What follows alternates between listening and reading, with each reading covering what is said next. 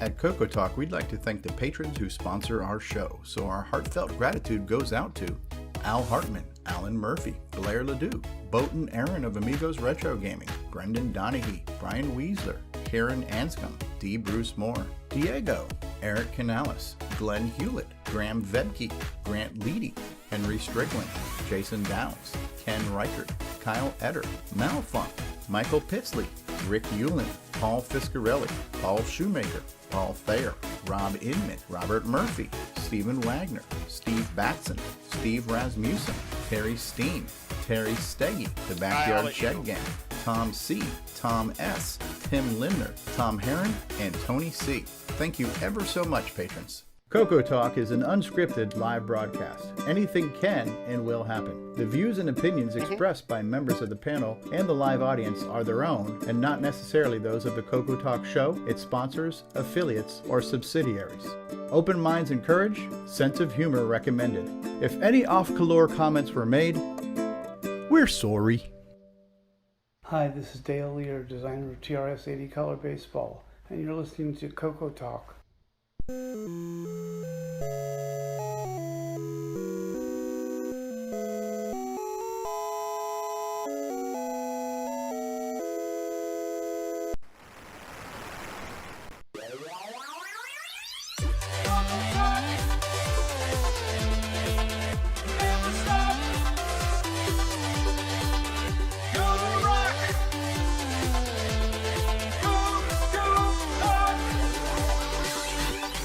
This is CoCoTALK, the only show in the world featuring David Ladd. It's time to grease your weasel and do whatever yo please'll, cause we're about to rock your 8-bit world.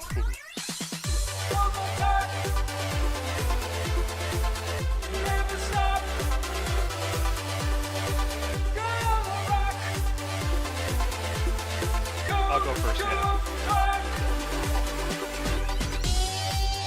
Hello, and welcome to CoCoTALK. Let you guys know, Stevie has been fired, and I, Grant Leighty, am taking over. The coup has started.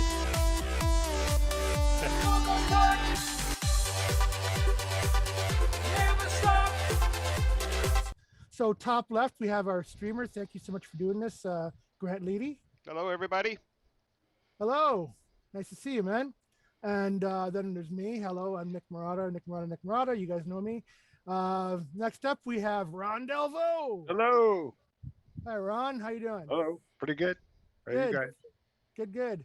After Ron, we have our 6809 assembler expert, George. Howdy, everybody. Glad to see you. Good to have you here, George. Following George, we have our Apple resident, Mark Overhoser. Howdy. Glad to be here. Glad to have you here. Following him, we have my fellow Canadian, L. Curtis Boyle. Good day, and welcome to the show. Good day, eh? Only I can understand that, eh? Take off. Say it right. I got a book that translates. Charlie Parker, go ahead. All right, now we have a hardware aficionado, Patrick Euland. Howdy, folks. Hey, Patrick, good to have you. Next up, we have a man with many toggle switches. And his beloved cat Rocky. We have Jason Cocoman Reichard. Hey everybody. Good to see you guys. Rocky is here, and I think he's just about done. Yep, I'm getting a paw to the face. I think that's my signal to put him down. Oh, yeah. Cats have you servants. Ready? Yeah. All right. Cats have servants, not owners. So right, exactly. They have staff. Staff, yes. And I have a Diet Dr. Pepper. We have our backup streamer, Mr. Mark Bosley. Hello. Hey, Mark, good to see you. Next up, we have R. Alan Murphy.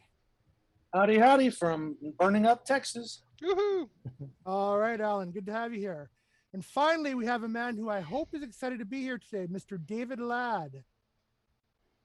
Good day, everyone. And yes, I'm somewhat excited to be here, and hopefully the show does not go disrailed today. Oh my goodness. Way to sell it, David. What faith do you have in Grant? He's going to do a great job. Don't worry. He's good at filling those buckets. All right, so we're gonna go on to our first segment, which today is going to be the game on results. All right, but I think we'll run the CoCo thoughts first. Oh, I'm sorry. Yes. Actually, yeah. Run the CoCo thoughts. All right. We heard from Gimes this week. Yeah, run away. It's CoCo thoughts. Let's see what he had to think about this week. All right, here we go. And now, CoCo Thoughts by Samuel Gimes. Sorry, Grant, I couldn't help that. That just came out really well. You bomb the ground when the target is in range. So we're not going to see it. So again, let us know when we're back. You know what I'm talking about. Just let me know if you want to go. You're not supposed to piddle around. Just get to it. And scramble. Are you going to roll right You're into coming out on the stream right now. Got a nice fuel tanks.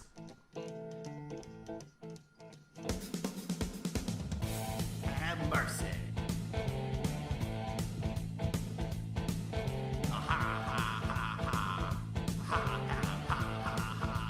When you drop a dime, mountain to climb, and the cave you get yourself in, and take your flight to every fight,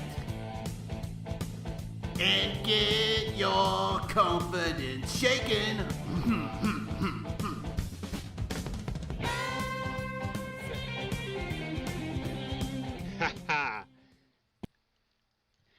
That was awesome. You're the only one of us that saw and heard it there, Grant. I'm sure I'll have to go back and watch it in post, but that's okay. All right. So we need to see how I have two monitors. All right, we ready for the game on segment? Yes, sir. That is technically part of the game on segment, but yes, we are definitely ready for the results. All right. Technically. Well, technically.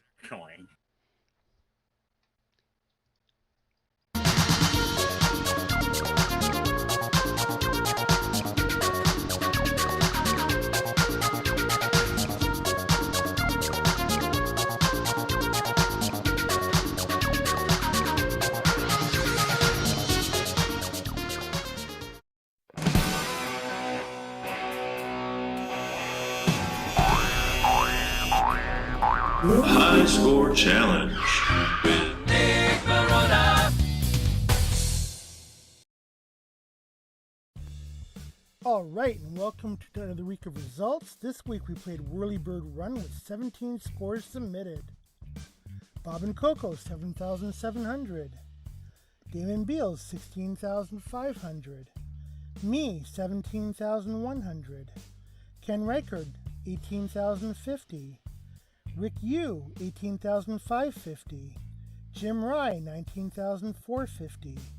Sabhead, 21,000. Pedro Pena, 21,150. Canadian Retro Things, 21,650. CoCo Discord user, 22,150. L. Curtis Boyle, 22,650. David Craker, 22,950. Rich N, 25,850.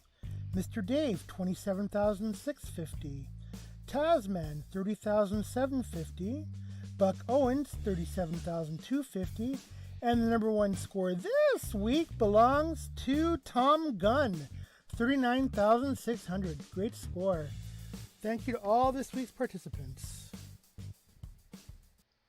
So Tom Gunn is number one this week. Well, congratulations to Tom. First time for him, I believe. Yeah, that was great. Tom Gunn. Tom Gunn, that sounds made up. I'm going to go ahead and share my screen. He's in chat, too.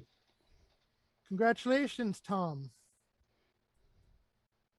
Now, Steve Rasmussen, alias Buck Owens, is saying in the chat here, Tom had like 43K, didn't he? Did he do that after the deadline, or? No. Oh, I don't know. I got the last score that I had for him. I didn't get a chance to take a look this morning, so. There were no scores submitted after the deadline. We better review. We better audit the high score challenge records immediately. Scandal breaks out on CoCoTALK Game On segment. I call for an immediate audit. All right, we're gonna have to do a recount. Yeah, shut everything down. You have to count the scores 1 point at a time until you get to the final number. Yeah. We'll get the oh, it might have been the dragon version. Not oh yes, it was a dragon. Oh, that's right. version. Yeah, because the dragon version's easier. So he actually disqualified himself from using those scores. Yeah, the dragon version, the second level, there were no rockets firing at you or something. Yeah, there's a couple things that were a little bit easier on the dragon version, which I find really ironic because usually games for Europe were much harder than their North American counterparts. So that's kind of a strange thing. Anyway, go ahead. Once again, thank you to CRT for the game footage. CRT is playing a version that allows you to choose between 3 different palettes. So I'm not sure where I haven't seen that one personally, but on his version you can choose between. Yeah, that's usually the dragon version as well, because Microdeal, because of course they didn't have artifacting there, they had the option of buff, green, and the 2 PMO 3 color sets, and then they let you play the black and white version, which sometimes worked okay and sometimes looked like crap. So it had artifact, P mode 3.1 and P mode 3.2, whatever. Yes, color set 0 and 1. Color set 0 and color set 1, yeah. Yeah, the Puyen Puke palette was available. Yeah. Now I will mention, just for completeness here, that the original version by Spectral that came out in '82 was definitely in P mode 3 screen color set 0, the green, blue, yellow, red version. That wasn't a bad choice. I wonder what. Go ahead. But that was only on the first 3 levels because that was considered the outside level, so they used brighter colors, and then it went to artifacting when you got into the cave levels, which is levels 4 and 5. So the original one mixed it on purpose. Interesting, he didn't choose blue for the sky, but maybe the red didn't look good on it or something. I don't know. He went for green, or he didn't like the border. But I mean, that color set works okay. Color set 0 works okay. Yeah, I'm just so used to the original because I actually had a copy of the original. So I'm used to the first 3 being one color set, and then it switches to the cave. The black background to signify you're in the cave. Yeah. On the other 2. So for me, the ones where they cheated and put it in P mode 4 here right off the bat just doesn't look right to me at all. So. Yeah. But that's just what I'm used to. Go ahead. Anyway, sorry. So this is a really good version of Scramble, which was a rocket ship or spaceship in the original, but it's a helicopter in this game. But other than that, it's a very good recreation of Scramble. Yeah, now there's another one similar to that called Super Cobra, which I think had extra levels, but it actually did use the helicopter motif. So it's kind of like Scramble, but with a little bit of Super Cobra thrown in. Was that that was an arcade game? Yeah, they both were. Yeah. Well, I didn't know if you meant arcade or CoCo. Yeah, that was okay. Super Cobra. I never played that in the arcade. I played Scramble quite a bit. Wasn't very good at it, but I played it quite a bit. Yeah, I wasn't very good at the arcade game either. Super Cobra had more levels than the 5. That was the big thing. It was kind of almost a sequel style thing. But... Right. Not that I was really good at this game either, as you saw. I only made it to this one's hard. I made it to the indoor levels with the cave once, and I got to that point that Buck Owens pointed out, where you have the really small diagonal chasm you have to go through. I got to there and died. Now, I want to make an admission up front here. When I was a kid, I aced that 4th level, that little narrow thing, and you have to hit it twice, by the way. There's one going down, and there's a second one a little bit later on the second level. And I had that down to a science. I would make it through there every single time. There's an even narrower one in level 5 before you blow up a thing's worth 5,000 points. That's the one I had trouble with as a kid. This time, I could not make it past level 4, and I tried multiple times. This wasn't one of those where I just had 5 minutes before lunch and played it once. I played this for a good hour and a half because I was getting so frustrated because I knew I was able to do this as a kid. And I did manage to get through that tunnel a couple times, the first one, but I never made it through the second one. But that was more fluke than whatever I used to remember of how to time it is gone from my brain. Yeah. So what's going on there? Are you getting old and rusty? Yeah, pretty much. Reaction time slows down. The white in my hair is rust. You're right. That's yeah. That's okay. You still made it further than I ever did. So. Yeah, I was trying to get through the level because if you can complete level 5, when you kill the boss thing, which isn't that huge, but it's a little bit different than the other ones, it's 5,000. You can see there on the intro screen there. That's the thing you have to blow up at level 5. And that would give you a huge jump in your score. So that's how I used to get high scores. Because I think my high score back in the day was like 60, 70,000 or something like that. But yeah, I was quite disappointed I could not do it this time. So again, this was written by an independent young guy who entered it in a competition of some sort? Yeah, 1982, in about the spring, Spectral Associates at that time was publishing their own in-house stuff by Tom Rosenbaum and some other people that formed. Spectral Associates, so like Ghost Gobbler, Glaxtax, which was our feature last week, Madness in the Minotaur, that kind of stuff. So they were doing their own stuff, and they were actually looking to get some other authors to come on board because comics was starting to come up, so we're getting some competition, etc. So they put in a big full-page ad in Rainbow for what they called the Prism Award, the Prism Trophy, and they were offering prizes for the top 3 games that they would select. And there was a $2,000, and all of them offered publishing of their game. Plus, you'd get $2,000 and the Prism Trophy if you got first place, $500 if you got second place, and $300 if you got third place. And all 3 of those prizes were claimed. So Whirlybird Run was number 1, so that was the big winner. Wow. Number 2 was, I'm trying to remember, Space Sentry was 1. I think that was 3rd. I'm blanking on the second one for a stupid reason. I should know it. Anyway, yeah, this was the first place winner. And Brett Norman, which is actually, Brett Norman is his middle name. It's Brett Norman Keaton. And he was part of either a father, son, or a brothers team. I'm not sure which. I think it's brothers. Tom Keaton was the other one. And both of them ended up publishing multiple games for Spectral. Sometimes they collaborated and wrote it together. Sometimes they did their independent ones. And they both were pretty good game programmers. So, yeah, it was kind of a family thing going on. Very cool. $2,000 back in the day. That was a lot of money. 1982, yeah, that was. That's when $1 was worth something. That's when a quarter was worth something. Yeah, up here in Canada, we're still waiting for that to happen, but yeah. Oh, that's because you have like a moose on yours. That's the problem. Anyway, it's a really good game. We've had multiple Scramble clones. There's Scramble with a K by Tom Mix. The Dragon had multiple versions of Scramble that we never saw here. They had some that were in P-Mode 3 or 4. They had some that were in Semi-Graphics 24, which are pretty cool, like Supacopta. But this one, out of all the ones I've played and seen, and there's probably about half a dozen total, is still by far the best to me. It's got the smoothest scrolling. The Tom Mix one, it scrolls a screen, including everything on it, including the player shape, so your chip looks like it's juddering back and forth really quickly, spasming left to right. Yep. This one does it dead smooth. So he did an amazing job. And the fact that this has all 5 levels and fits into 16K is pretty impressive to me too. 16K, that's amazing, yeah. Yeah, that's pretty good. So, saying the graphics screen 6K by itself, I don't know if he uses double buffering. I don't think he does in this case. But yeah, it's pretty impressive. Yeah. Decent sound effects too. You've got the kind of the helicopter rotaries, rotor blades going in the background the whole time, and the pitch changes depending on the height of your ship. Yeah, it's really well done. It was a game I really enjoyed as a youth, and I thought it would be a good one for the Game On Challenge.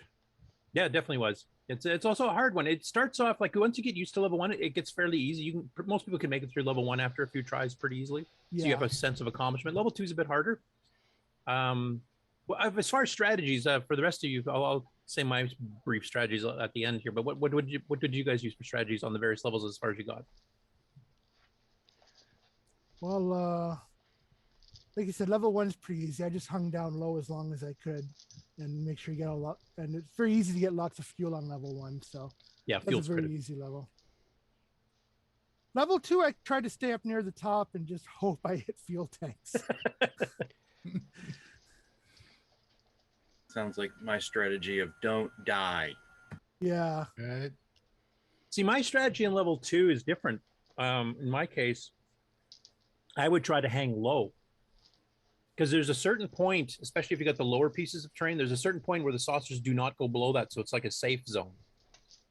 And then you just kind of hop over the mountains, and that way you're closer to the fuel and you can try to hit them. And every once in a while you have to fly up and kind of dodge around or shoot the saucers. But basically I stayed low as much as I could because it's a safe zone from the saucers. Then you just have to worry about the rockets coming up and then, of course, dodging a mountain when it comes up. It also gives you a much better chance of fuel. So I could usually make it through level 2 pretty well every time too. No, that's good. Yeah, I wasn't as good. I wasn't as consistent making it through level 2. And then level 3, which is the indestructible flying saucer thingies, or whatever you want to call them, comets or meteors or whatever. That one, the basic strategy I had was kind of stay vertically roughly around the middle. That gives you opportunities to dodge both up and down to dodge them, and a little bit in from the far left, because sometimes you have to like back up at the same time you're going up or down to give yourself that extra time to dodge, to get out of a whole track of them. So in that case, I would go in about maybe a quarter towards the right from the left-hand side, maybe a little bit less, but I'd be in, not flush left, but in a little bit. Then I could actually like go diagonally down to the left, diagonally up to the left, right, to buy that extra time to get out of the way, and then go forward again as soon as I could. And then occasionally you have to dip down and try to, hit the fuel tanks, which is the hard part. Yeah. The safe zone, there is a safe zone on this one too on the bottom from the floating things, but it's much, much lower. So the train has to be very low for that to work. Mm-hmm. Yeah, this is a hard level. Yeah. This one I made it through probably 60% of the time. In a game, not on a single ship, but I don't know how far Tom Gunn made it with his score. Or Buck Owens. I don't know how far those guys. Yeah, Tom said he did an opposite strategy. I mean, he stayed on top on level 2, like you did, Nick, and then as low as possible in level 3. Whereas I did, as low as possible in level 2 and in the middle on level 3. Yeah. I do have a question for this Tom Gunn. Does he have a brother, Peter Gunn? Famous songwriter. Also, apparently, Tom has a video too. Tom, you have to send us the links before the show so we can get that included. Unless you did send that to you. I don't know if you did. Yes, so I don't know. Put the link in chat. So Curtis, did you want to mention you did a little research this week and found a little bit of sad news? Yeah, I mean, back when I did the CoCo Games page entry for Whirly Bird Run, which was probably in the late 90s because it was one of the earlier ones I did, I had tried to see if I could get a hold of Brett Norman to do an interview, or the email interviews I was doing back then, and I just never could find anything on him. I decided just kind of on a lark after Nick announced with the game for this week to try to do it again because it had been like 20 some odd years, and unfortunately I found out he's passed away at a very young age of 38. Wow. Oh yeah. In the 2000s. So unfortunately that interview will never happen, which is too bad. He actually did go on to do some other game programming for other things. I think one he was working on before, just when he passed away, was a what was it called, Nick? Do you remember Starfleet 2 or something? Can't remember. It was a PC one that a doctor, somebody had created the first version. It was quite popular. And then he wanted to do a really expanded version, and he was having trouble getting it to work on these older platforms, just from the sheer size of the game he was trying to do. And Brett volunteered as kind of a shareware project thing to start working on it. And unfortunately, he passed away before it ever got completely finished, but apparently he had it fairly far along. And the guy that had created the original version of it was impressed. He said out of all the programmers he's known over the years, Brett by far was the smartest of the bunch. Like the guy was pulling off tricks that he just couldn't believe to get it to run on smaller systems. And apparently Brett had a version that was fairly playable and fairly close to being done. And there was a share because there was a few other people, contributing to the code and to the artwork, etc. So there was a version out that the other people had before Brett passed away, but Brett had kind of told people that there was a better version that he had got working internally. And they did try to arrange with the family to see if they could get it, but they could never get it off whatever drive it was supposedly on. So that version's been lost forever, unfortunately.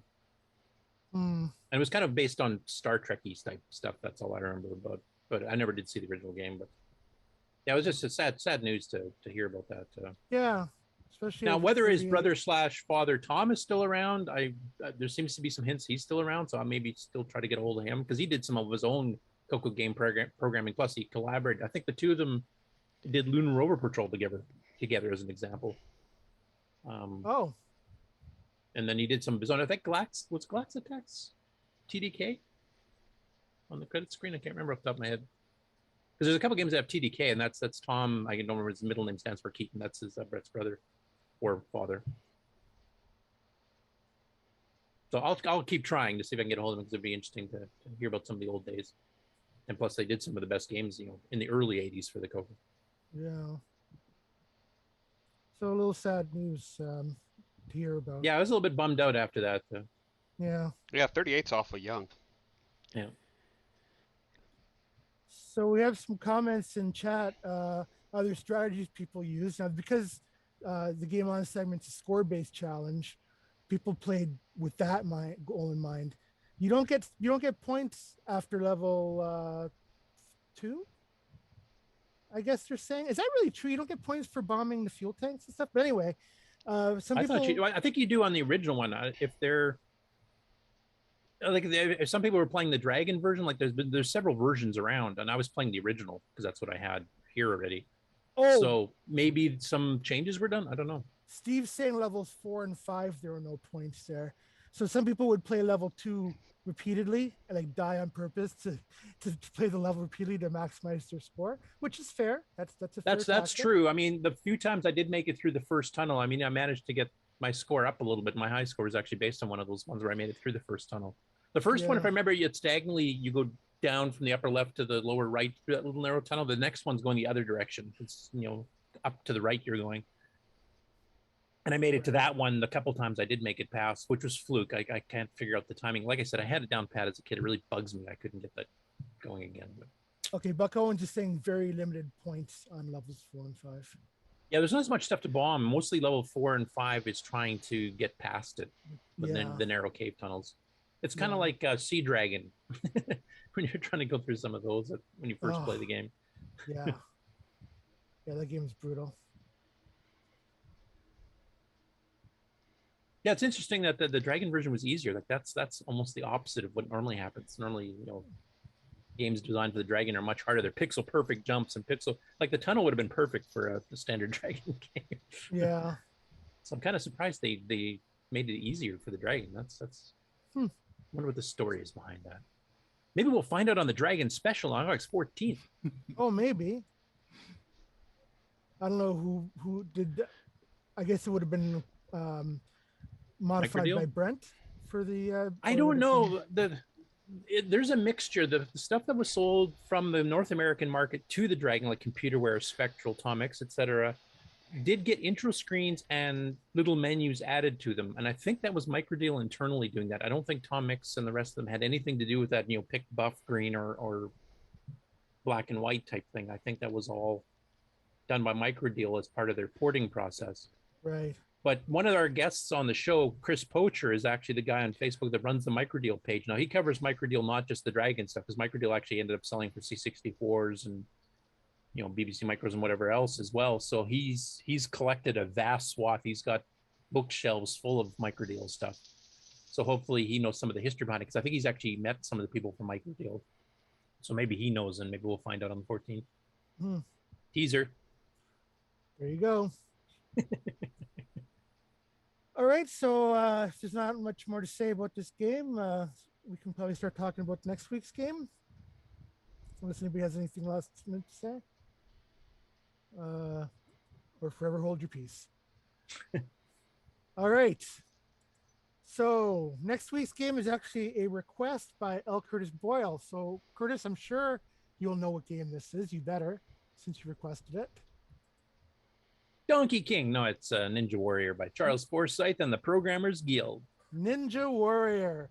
So basically, you're jumping over, or you're better off kicking the rocks, and depending on the level. Depending on the level, yeah. So you're avoiding obstacles. Get from the left end to the right end. So left to right platformer. Yeah. Now, a couple things of special note to mention on this one. It's a CoCo 1 and 2 game. Yes. 16K required. Can be played with keyboard or joystick controls. So if you're one of those people that has a real hardware but doesn't have a joystick, this will work. In fact, I prefer keyboard myself. The left and right arrow keys speed up, slow down. I think the up arrow key, spacebar jumps or kicks. I think up arrow jumps and spacebar kicks. Now you can do both at the same time. You can actually jump up and then kick as you're landing to destroy a rock as you land on it. See, that's one little bit of a trick there. The earlier levels, it's kind of like Moon Patrol. It's kind of what it reminds you, because you get little gaps that you have to jump over, and you have rocks that you can smash or jump over. On later levels, you start getting like fireballs coming at you, and then you start getting ninjas that are stationary on the screen, that if you run into them you die. That's where your little trident thing there is to spear them with. Then they start running towards you, then you start getting arrows shot at you at the same time. Like, it keeps adding every level, and they're measured as belts. So you start on white belt, and then you go to yellow belt, and second level yellow belt. Now, one thing I will mention, the main game is in P mode 1, as you see on the screenshot that Nick's showing here. That works fine on the CoCo 3, so you can play that and it looks dead on what it's supposed to. The scores, high score screen, the intro screen, and the belt screens like this one here are in a higher semi-graphics mode, which does not work on the CoCo 3. So you will see a greatly spaced out. You'll be able to see your scores. So you can take a screenshot and still have your scores at the top there, but you won't see most of the rest of this. So Seeing basically that now, yes, it's a mess on the CoCo 3. Yeah. And that, I mean, I can do the poke to get the graphics here to show up, so it'll say Ninja Warrior correctly and all that kind of stuff, but the text itself, the scores won't show up. So I don't want to recommend people doing that. So for people with the CoCo 3, there's that caveat. I mean, you can try playing in an emulator if you want to be able to see everything as it is. XROR works fine. Yeah, or XROR MAME will work fine if you're in CoCo 1 and 2 mode. So, I mean, on a CoCo 3, it does work. You will be able to see your scores. The gameplay itself is fine. And the scores on there too, if you need to. But you won't be able to see this properly, except for the scores at the top. You won't see the rest of it. And on the one, like there's a intermission screen between each one where it says, you know, now doing white belt, now doing yellow belt, now doing blue belt, etc.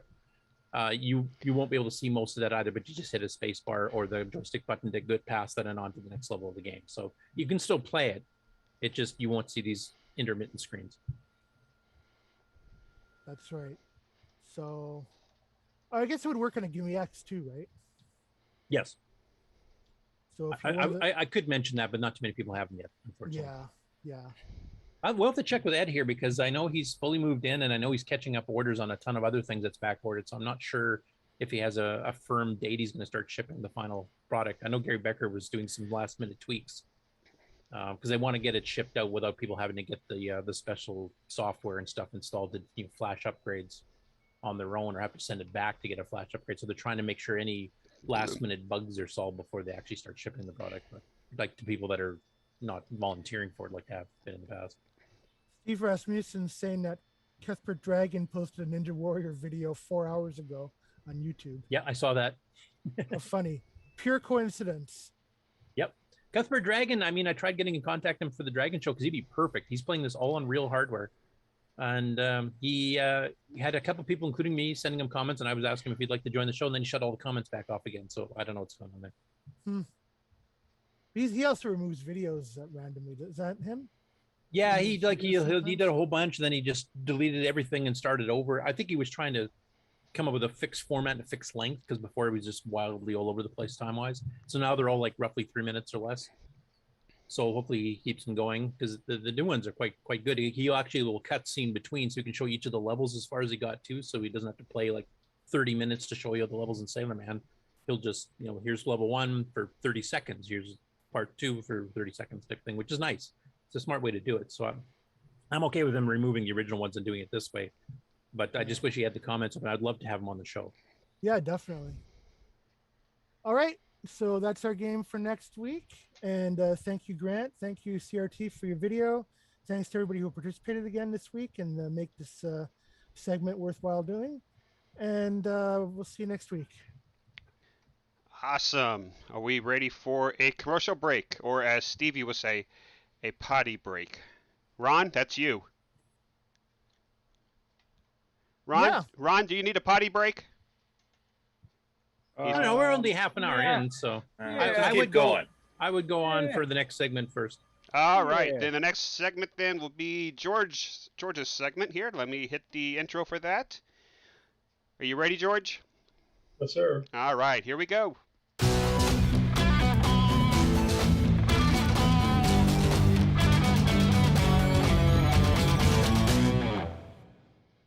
All right, here we go with George. Take it away, George. Okay. I gotta sit up in my chair for a change here. You want to share your screen? I'm not sharing that video.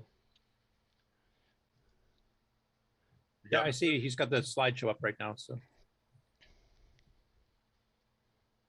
is it up? You have to spotlight it, Grant. Oh, okay. All right, I see it now. All right, this week we're going to kind of go through, main thing's going to go talk about bits. I've heard a few comments about people having trouble with ending and ORing, and it lots of stuff to do with bits. So we're going to go through a whole bunch of bit stuff. First, I want to drop back to last time we were here when we were spinning 512 characters on screen. I want to thing I put together this week. Gotta get in my chair here.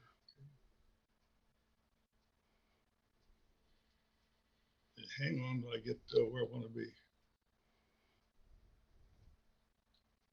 Okay, I'll just do a quick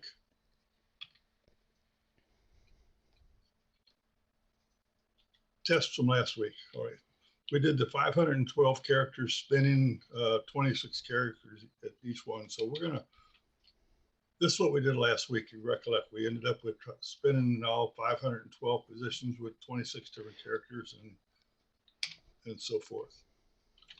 And a couple of comments have been made about how much faster it was than writing in BASIC. So I kind of wrote the same thing in BASIC. And this is BASIC. This won't take too, well, it will take long. If we get the screen filled out, that's BASIC, doing basically the same thing the assembly language program did. It's going off to BASIC, the random character generator, getting a number back, and then plugging that in A to Z in each one of the 512 positions. And then it's going to go through the same routine that we did in the assembly program and update it. So bear with me and we'll get through this. So definitely a lot slower by a magnitude of, I don't know how much. Yeah, are you putting this in an array then of 512 to keep track of them all? Or? No, I'm not even doing that. I'm just putting them right on the screen to set, so I'd have to do these arrays. That took even longer. This just goes straight to the screen. Now it's going to flip them like the assembly language programmer did. So this would do a peek, grab the character, bump it up by one, then wrap it back if it hits Z. Okay. It gets a Z, but drop it back the same way that our assembly language program. So I'm not going to let this run that long, but that's just show you the difference in the. Yeah, it's hundreds of times. Yep. Yeah, and I'll hit the assembly language go again. Okay, so much for that. Just wanted to. Now we're going to talk about bits.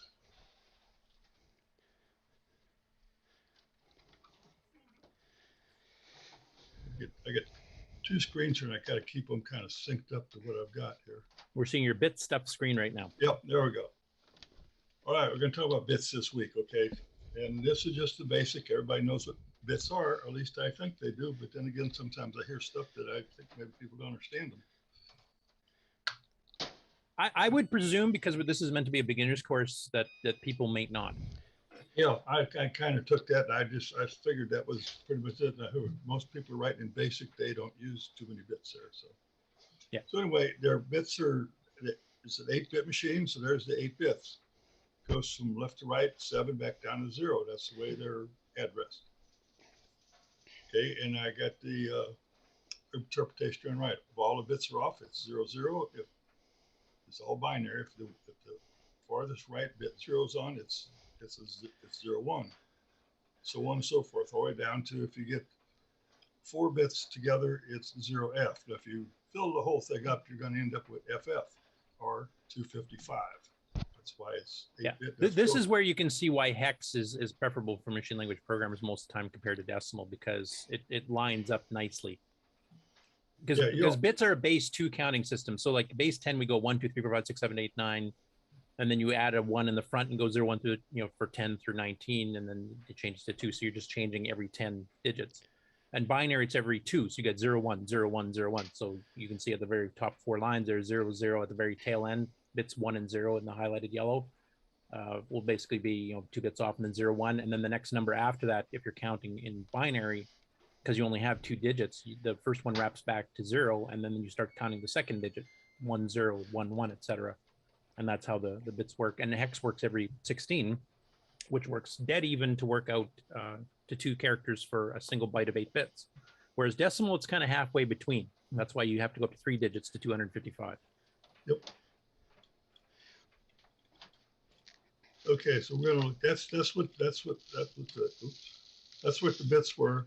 Now we're gonna look at some of the operations that I've used in the past class and seem to be somewhat confusing to some people. Okay, the logical and. Okay, we're gonna start with the and. We got ands and ors. We're gonna do the and first. We have 3 basic instructions: and A, which is register A and B, register B, and CC. So we'll talk about that one later. But and means you are putting two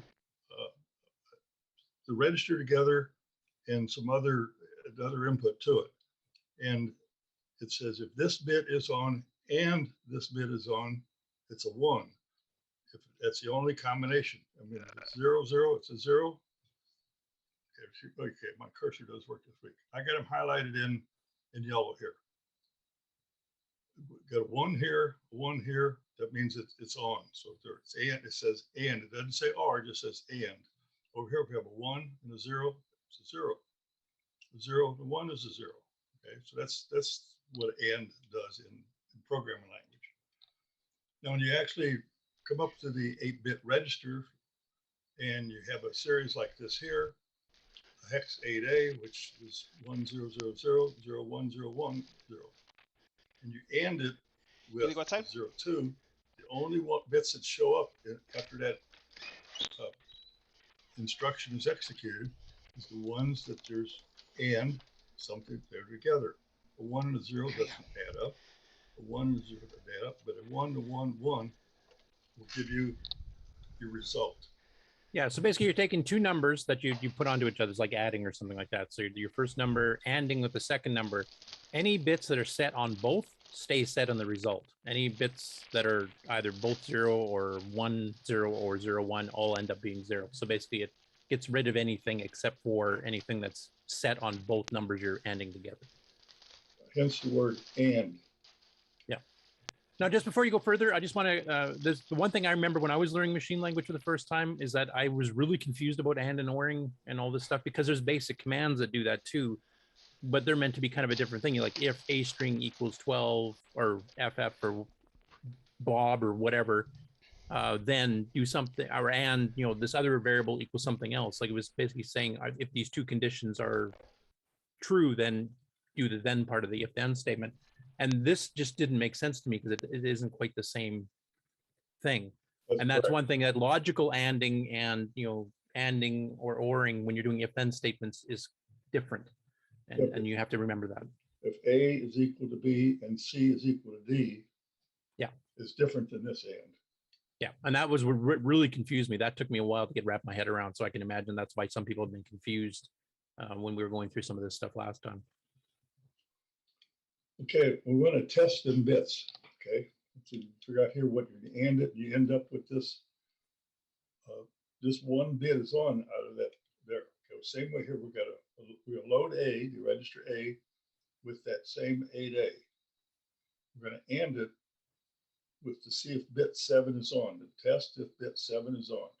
Okay, it is on. Nothing else is highlighted here because they weren't. So if it is on, here's where sometimes you're going to get confused. Branch not equal to do something because the bit is on. It's not equal to 0. You're going to have to really think that what that means. If something's on, branch if not equal. It doesn't say it's not equal to being on. It's just not equal to the results of this instruction. Yeah, that's one thing. Other thing I want to point out for some people. I mean, there is a compare instruction. Now it's redundant in this case if you're an optimizing programmer type thing. But you can also do a compare A with 0 or compare A with 8-0 in this case or something like that, and then do the branch then too. And sometimes that's a bit more logical to see and read when you're first learning. But the shortcut is that basically anytime you do any sort of a math or a logical ANDing instruction, etc., it sets the 0 flag, as it's called. Basically, it'll know if that result was 0 or not instantly. You don't have to do a compare. But I do know that when I first started, I always put compares there just because it worked in my brain better. Going compare A with 0 or compare A with 8-0 in this case, and you could tell whether or not that bit was set. So maybe for some people that might be a bit easier to always use the compare rather than just going straight to the branch if they haven't quite grokked what that is yet. Well, the problem with that is if you're looking to see if that bit is on, like last time we were together, in that one table array we had set up, we had the high order bit, or bit 7 was on, saying it was the last entry. if you want to test if that's the last entry, you still have to mask it off because you can't compare it like this 8A. No, I meant to compare after the and before the B and E. Oh, okay. Okay. Sometimes that's just a little bit easier for somebody to know what it's doing without having to look up like what flags get set on this particular instruction, because an and doesn't do the same ones as an add, doesn't do the same ones as an LEAX or whatever. So right. The branch not equal is not this here. It's not equal to that 0 flag. Right. Yeah. Here we're going to test multiple bits. Okay. Only works if both are off. Okay. We're load A with that 8A. We're going to test to see if if 2 bits are on 7 and 1. So and it, and sure enough, they do 1, 1, 1, 1. So they're both wrong. And here we're going to branch it equal because bits are on. Right. Again, it might be easier if you did the compare afterwards when you first start out, because this can be very confusing when you read it. That's why I put this in capital letters. Because one time here we branch not equal, and one time we're branching equal. That's why you have to really think through these. I mean, it's no other way to explain it other than maybe what is do the compare. So for my sanity, when I get myself into something like this, I tend to put an example in the comments around that so that I can remind myself later that I was doing this and this is what I expected and why. Sure. Yeah, that definitely helps. Yep. Also, a comment from Paul Shoemaker, and this is kind of going to what I was mentioning earlier. He said, I just learned something. I didn't know you could do a conditional branch without doing a compare first. I was in the same boat when I started. I had no idea these flags were automatically set on all those instructions. So any of you that have 6, 7, 9 programming assembly language books, whether it's Leventhal's or Barden's or Darren Atkinson's, if you take a look at the pages for each of the instructions, it'll tell you that instruction exactly which bits it will affect. And then you can use the branches shortcutting without doing a compare first to act on those.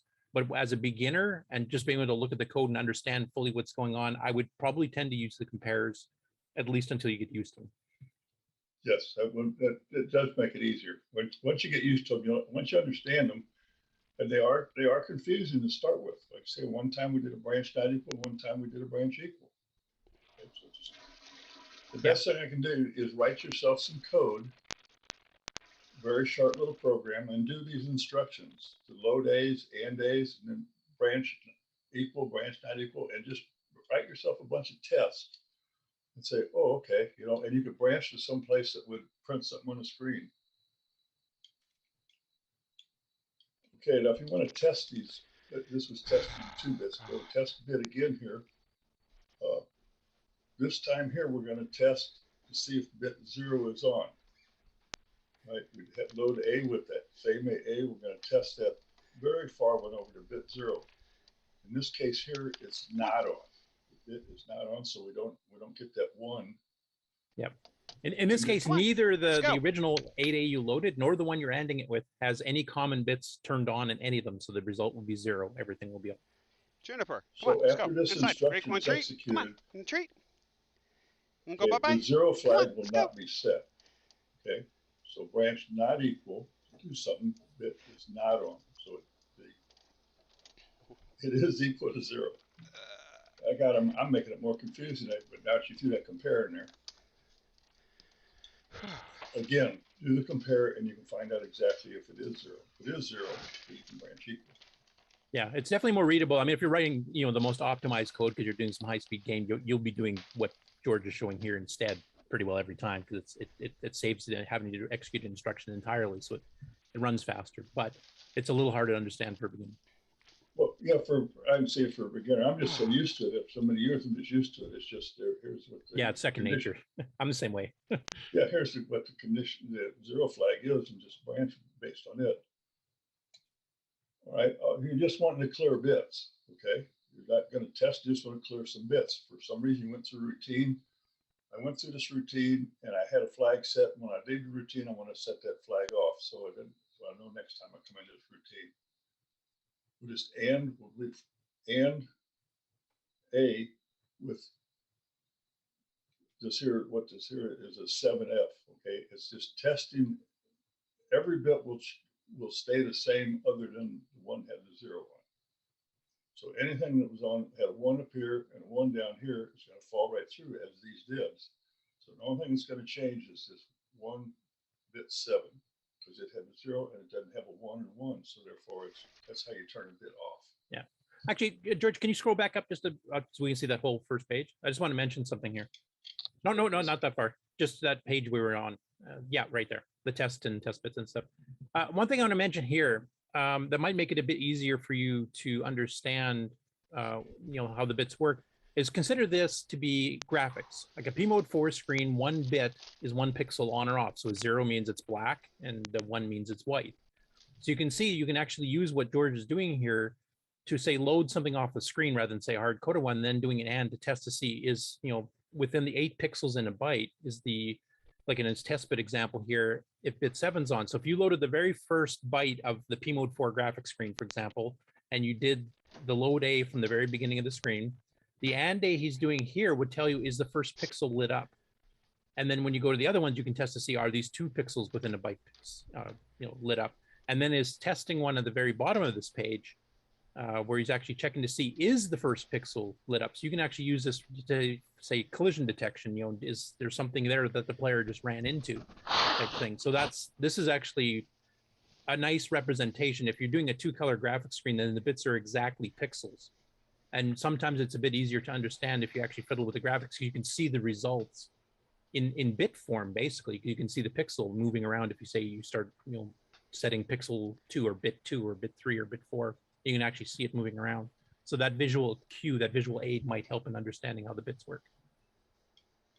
Yes. So much for and A. Let's try it. Logical OR.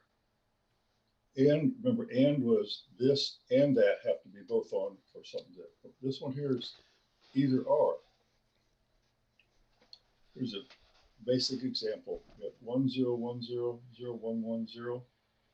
And it works out if they're both on, or I'm sorry, if they're either one of them is a 1, it becomes a 1. Can't believe this is bad. That should be a 1 right there. So, excuse the typo. That's really should be 1. So if it's either or.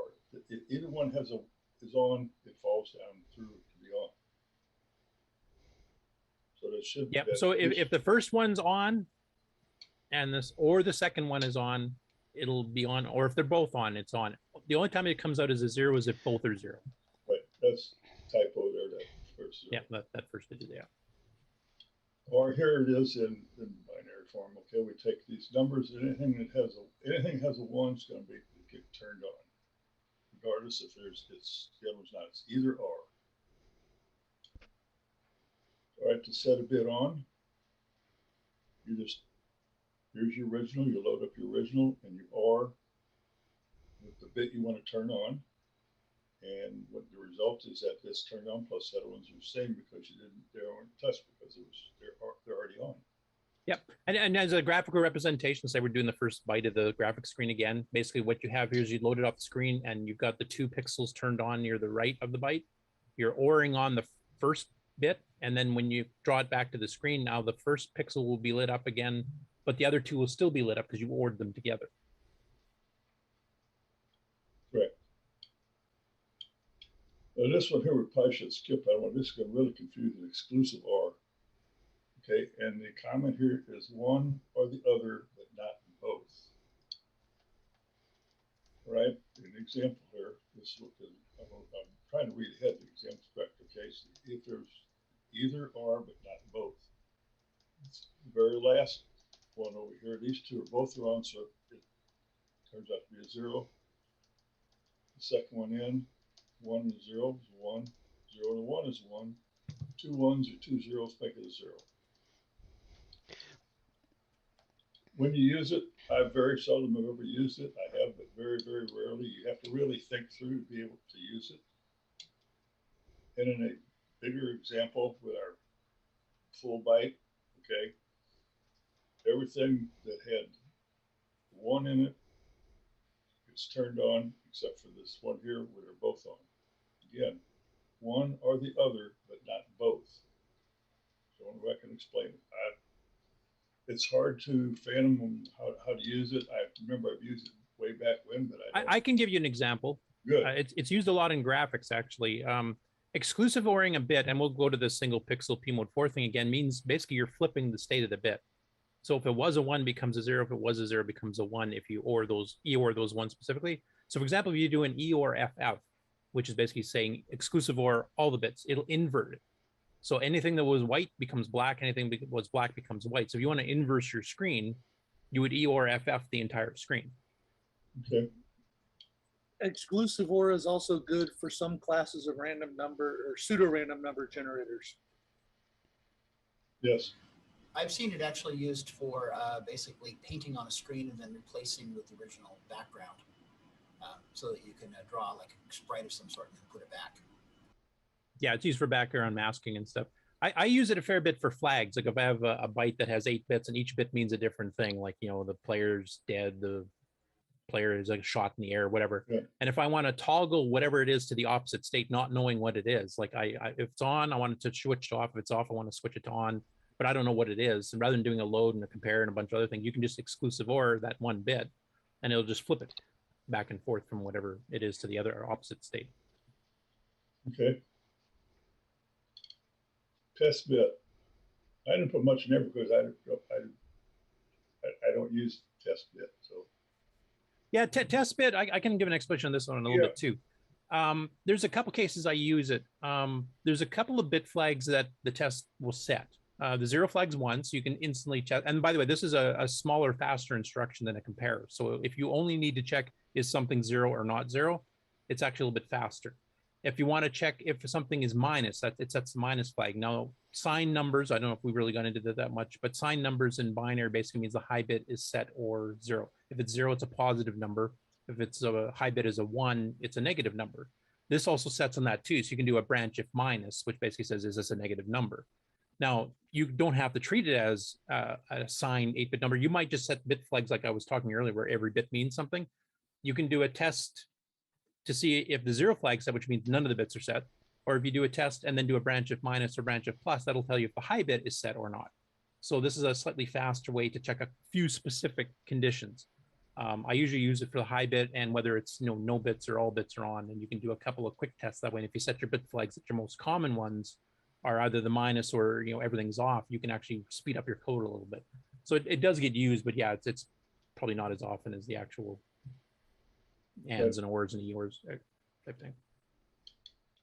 Here's another thing for testing bits is bit A or bit B, works in register. The same as AND in it, but the register is not destroyed. Or up here when we did this ANDing, the register is destroyed. This is the result. This is what's in the register after we do that. We loaded it up, this 8A. We did the test. Here's what you end up with this in the register. So everything else is destroyed. If you use a bit A or bit B, it does the exact same thing. And all you're looking for is that 0 flag register. So you can do it less instructions. It's just as fast as AND A, and you just don't destroy the register. Yeah, this is most useful if you're doing bit flags again, like I was talking. Let's say every bit means something. If you do the AND version, you load it in, you AND it to check for, say, bit 5 first. And let's say the next part of the code is going to check bit 4, then bit 3, bit 2, all individually, because you're doing different things depending on what it's doing. If you use the AND version, you have to keep reloading the original one back over and over again because you wiped it out doing the AND A or AND B. In this case here, you can do all those tests in a row and it leaves the original. So you don't have to reload it every time. You just load A from wherever once, then you do a bit A for 8-0. I'm checking the high bit. And do whatever you have to do based on the high bit. And then you can immediately do a bit A 4-0, which is bit 6, the second bit in from the left-hand side. And then you can start doing everything there. You don't have to reload it every time. So it's definitely a time saver and it makes your program smaller and faster for those conditions. Hence the comment, same as AND A or B, register is not destroyed. It stays there until you reload the register, do something else to it. Yeah. Complement A or B, okay, it just flips the bits. That's all it does. Yeah, I will mention a complement A or B is a shortcut, a smaller, faster version of doing an exclusive or FF, which does the exact same thing. Yep. Negate, okay, you got negative A, negative B. Okay, it's a 2's complement. It basically flips the bit. And a 2's complement, if you read about what a 2's complement, it will flip the bits, but the ending result is these two will end up as 0 if you add them together. You're going to get farther along in programming before you ever need to use this. Yeah, this is basically if you're doing math, like if you're treating the registers as actual signed, plus and minus numbers, that's what this is meant. If you have a +5, it'll change it to the equivalent of a -5 in binary. If you have a -5, it'll change it to a +5. I mean, you could do it the old, the long way of doing the actual complement and add 1, etc., which is basically what it's doing internally in the 609 itself. But this is a much easier way to do it. Yep. And last instruction is clear. Speaks for itself. Just want to clear the register. Clear A, clear B. It just clears it out and you got your zeros.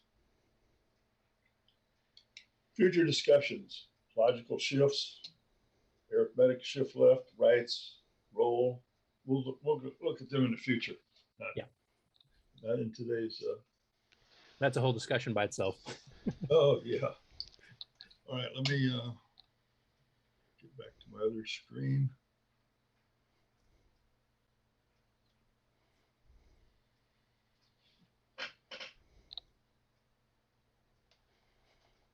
Okay, now we're going to talk about some macros that deal with some of those. Deal with some of the instructions. So I need to bring.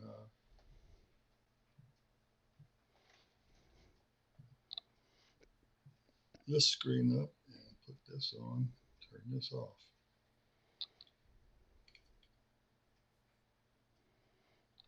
Yeah, excuse me, I got too many screens here. I need text pad. Nope. See a listing. Is that what you're looking for? There it is. Ah, okay. Macros. Okay, if you want to use macros to help some of the confusion, and I'm using the emulator and LW tool, so it's definitely a macro assembler.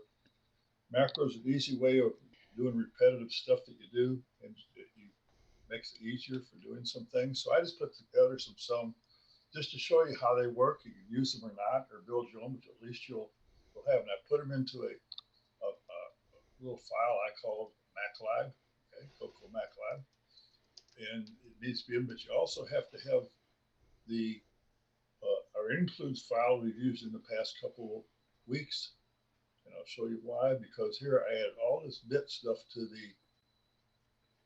our other include library, all the bit. Okay, I call this one here _bit all, which is all the bits are on.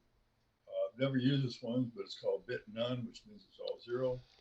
And if you when you just use these in some way, each bit, like bit 4 is bit 4, so it makes it much easier to understand.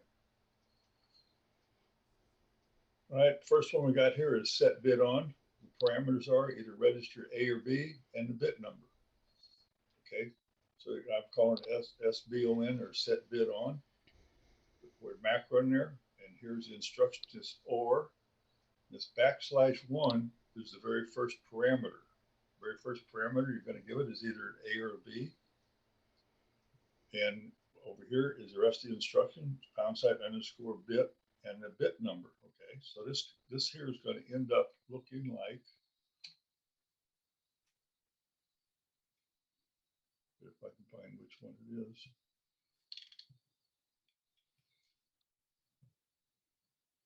Okay,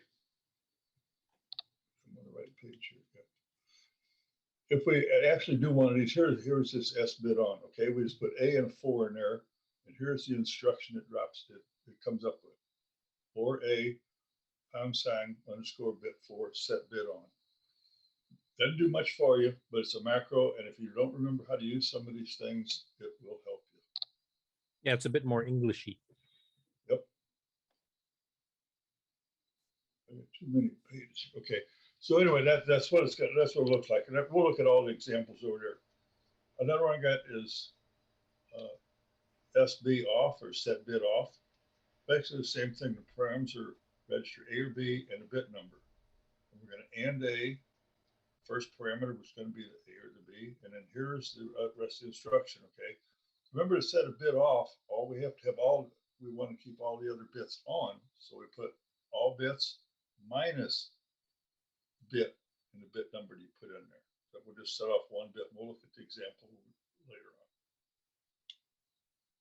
The other one here is branch bit on. Okay, now this might help you in your coding to start with. When we get through all that is the zero, side, flat, and all the compares.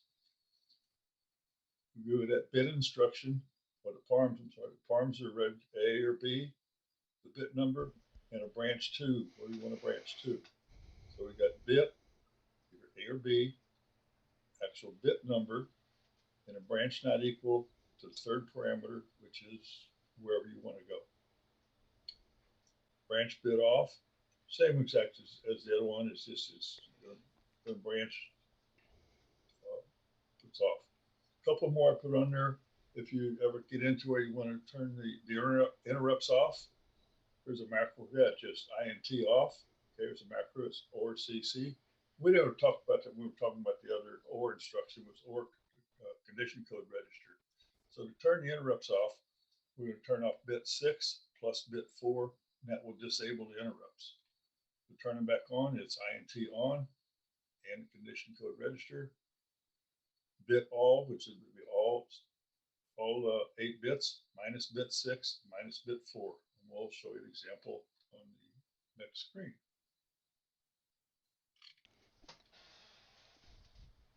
So I've put together this program for today to do this to test this stuff. Okay, so we included our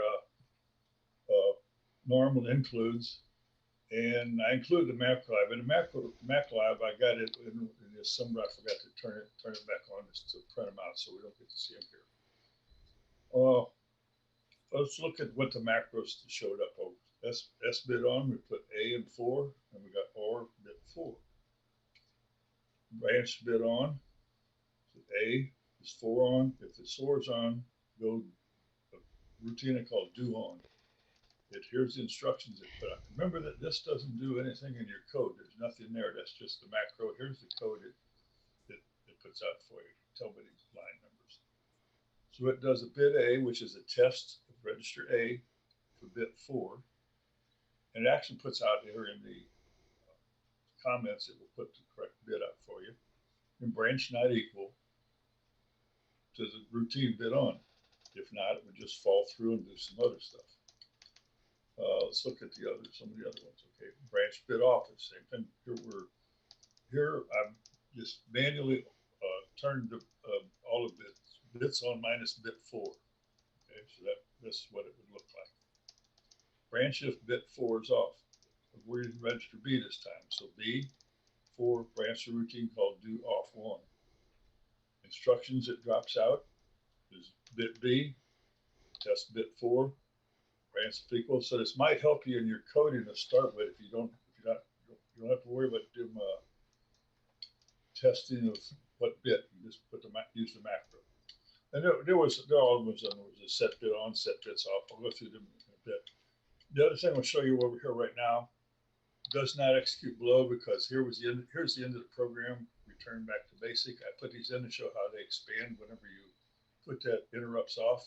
It just actually puts out that instruction, and interrupts on. Here's the instruction it puts out. They both come out okay and look good. So just to show you what they look like, you can use them.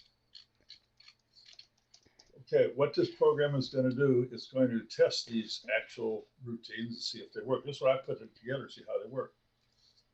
We already did 1000. Very first thing we do is branch to test 1, which is right here. In between here, we've got the 2-byte thing called patch, because we're going to patch this program later on. This is the patch address is going to be right there. We're going to patch it from basic. I'm going to show you what I think will be helpful, especially if you're not using the emulator and you want to test some stuff, and you may be on a CoCo 1.2, but help you out. And what we're going to do, all right, now what we do is we're going to load up a message. We're going to jump and put it on the screen. We're going to clear out A. We're going to set bit on. Then we're going to branch if bit is on. We set it on. We know what it is, but we're going to test our macro routine. So we're going to branch if bit on to do on. We do the test, and it will branch down to do on down here. If it doesn't work, it will fall through, load up something called bad message, branch to a subroutine, it will print it, and then it will branch down onto test 2, which is right here. So in other words, if this all works, we're going to print if it worked on the screen. If it didn't work, we're going to print it bad on the screen. Test 2 is very similar. We're going to use register B this time. I'm going to set bit 4 on. We're going to branch bit 4, branch the bit off. Bit 4. Alexa, what's my notification? Off 1. And we have 1 and 2. We got 2 tests here. The same exact logic as before. We test it, we branch off. If not, it falls through. And if it's good, it gets down here and it prints a good message. Test 2, load up a message again, clear B, set all the we're setting all the bits on, which drives out and puts the bit on. Then we're going to set a bit off. We're just doing something a little bit different time. We're going to set bit 4 off. It puts out the code of A and B, all bits. So it's turning off bit 4. And then we're going to do our branch bit off. Same thing as the other one. If it worked, it's going to print a good message. If not, print a bad message. The only thing different here is we got this word patch. Remember up there at the top? So it's patch. The address of the patch is right here at 103F. And the code there is C4EF. You remember that. So 103F is it. And when we put our program together, patch is 103F. Now basic, we'll not be able to find that because we already at 1000. So we'll show you the basic program here in a second. The rest of the program is just our normal stuff. Okay, here's our print routine. Here's the messages we're going to print. Now, if I can find the correct screen.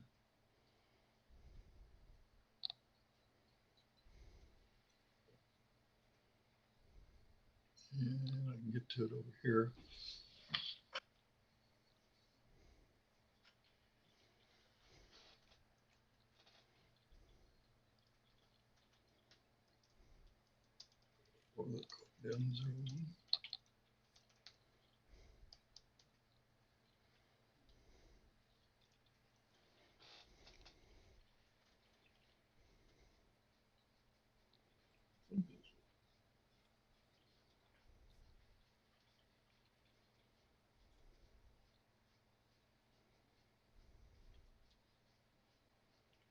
Show up better here. If we execute it, okay, there was our test. The only reason I'm doing it here in this 80 character screen, I forgot about the basic screen. I used lowercase letters and you can hardly read it when it's on the other screen. So there was our test. Okay, it all worked. The first one, the test 1, it should be on. The result was a bit off. Test 2 should have been off. It come out off. The second test of 2 was off. Okay, now list our basic program. Remember our patch was at hex 1002. So we're going to get that address out of there, which was that, I remember that C4EF was, well, no, 103F was here. So then we're going to peek at 103F and get the address of where that patch thing is. So I'm going to change this program right now.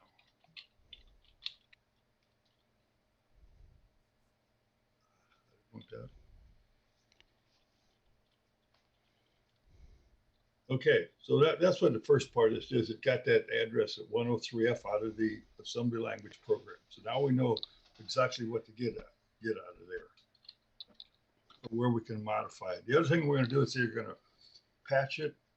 My cursor hardly shows up over there. See, we're going to either patch it or restore it.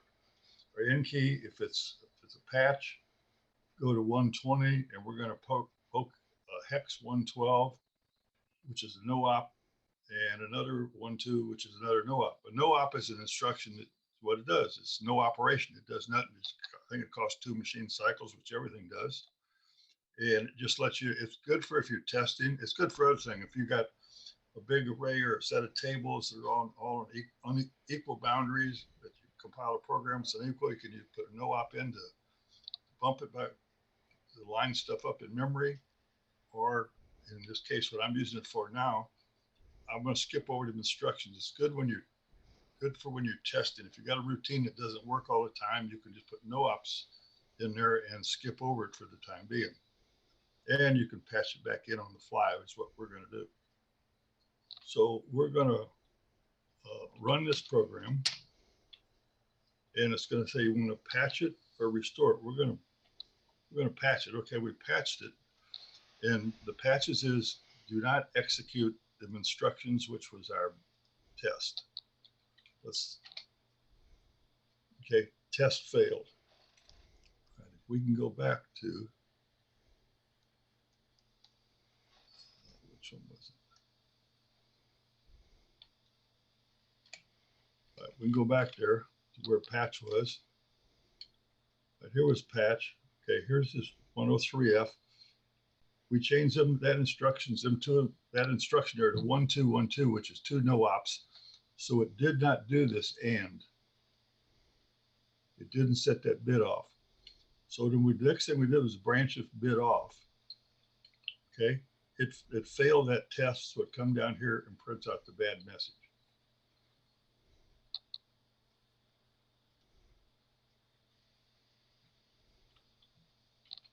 So if we run it again and we say restore that instruction, okay, it did, we execute it. This is just a way, if you were testing stuff in your beginner, it may help you in how to do things, how you can patch stuff, get around things. I used it in the past. I still use it because you could test. I mean, use the emulator. You can manually do it yourself. I can just bring up.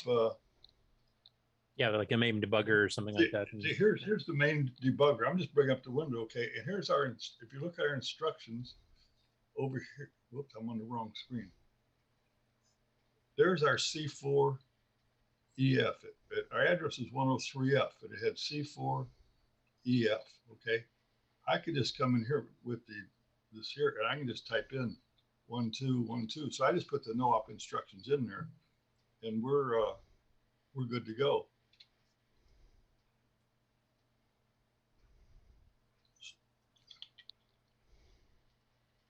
So it's just, if you don't have, you've not used the emulator, it's a good way to test things. It's you can sit back and think, well, oh, okay, I could change an instruction. I could be able to branch someplace. I can turn off routines. I can turn them back on.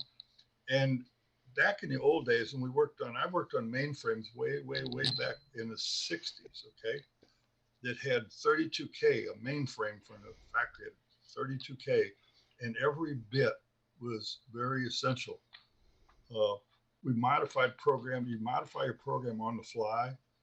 You turn routines on and off by putting no ops in where you didn't. It was amazing the things we had to do.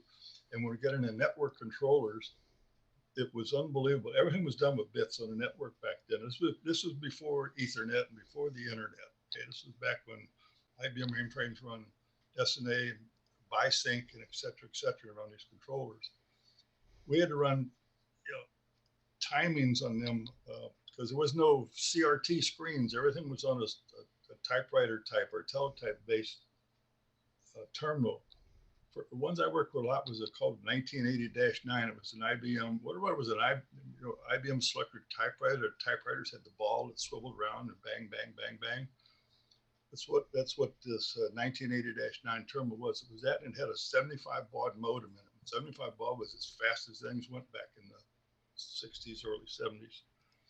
And to get that ball, when you got down the end of the line and you did a return line feed, you had to send out, if I was correct, I think we sent out 17 idles because that was the time it took that ball to go from one end of the carriage to get back to the end. So I guess I'm getting carried away on stuff that you may not be interested in, but but everything was done by bits because we didn't have any memory.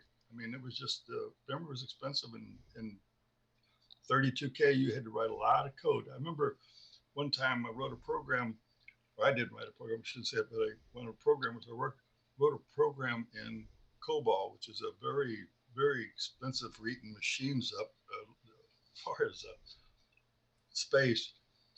He wrote the program, editing, punch cards. He wrote this program, and it took almost the whole 32K. He didn't have enough room to write the results out. The program was so big. So enough for old time stuff.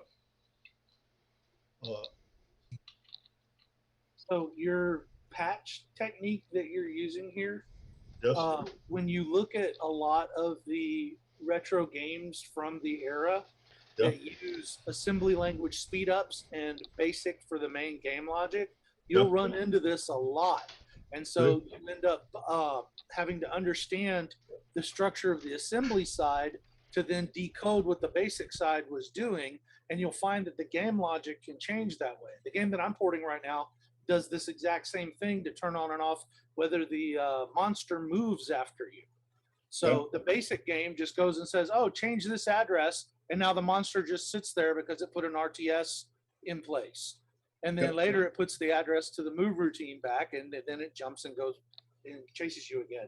And you'll see this in a bunch of different games from the era if you're looking at bringing them over onto the CoCo. Wow.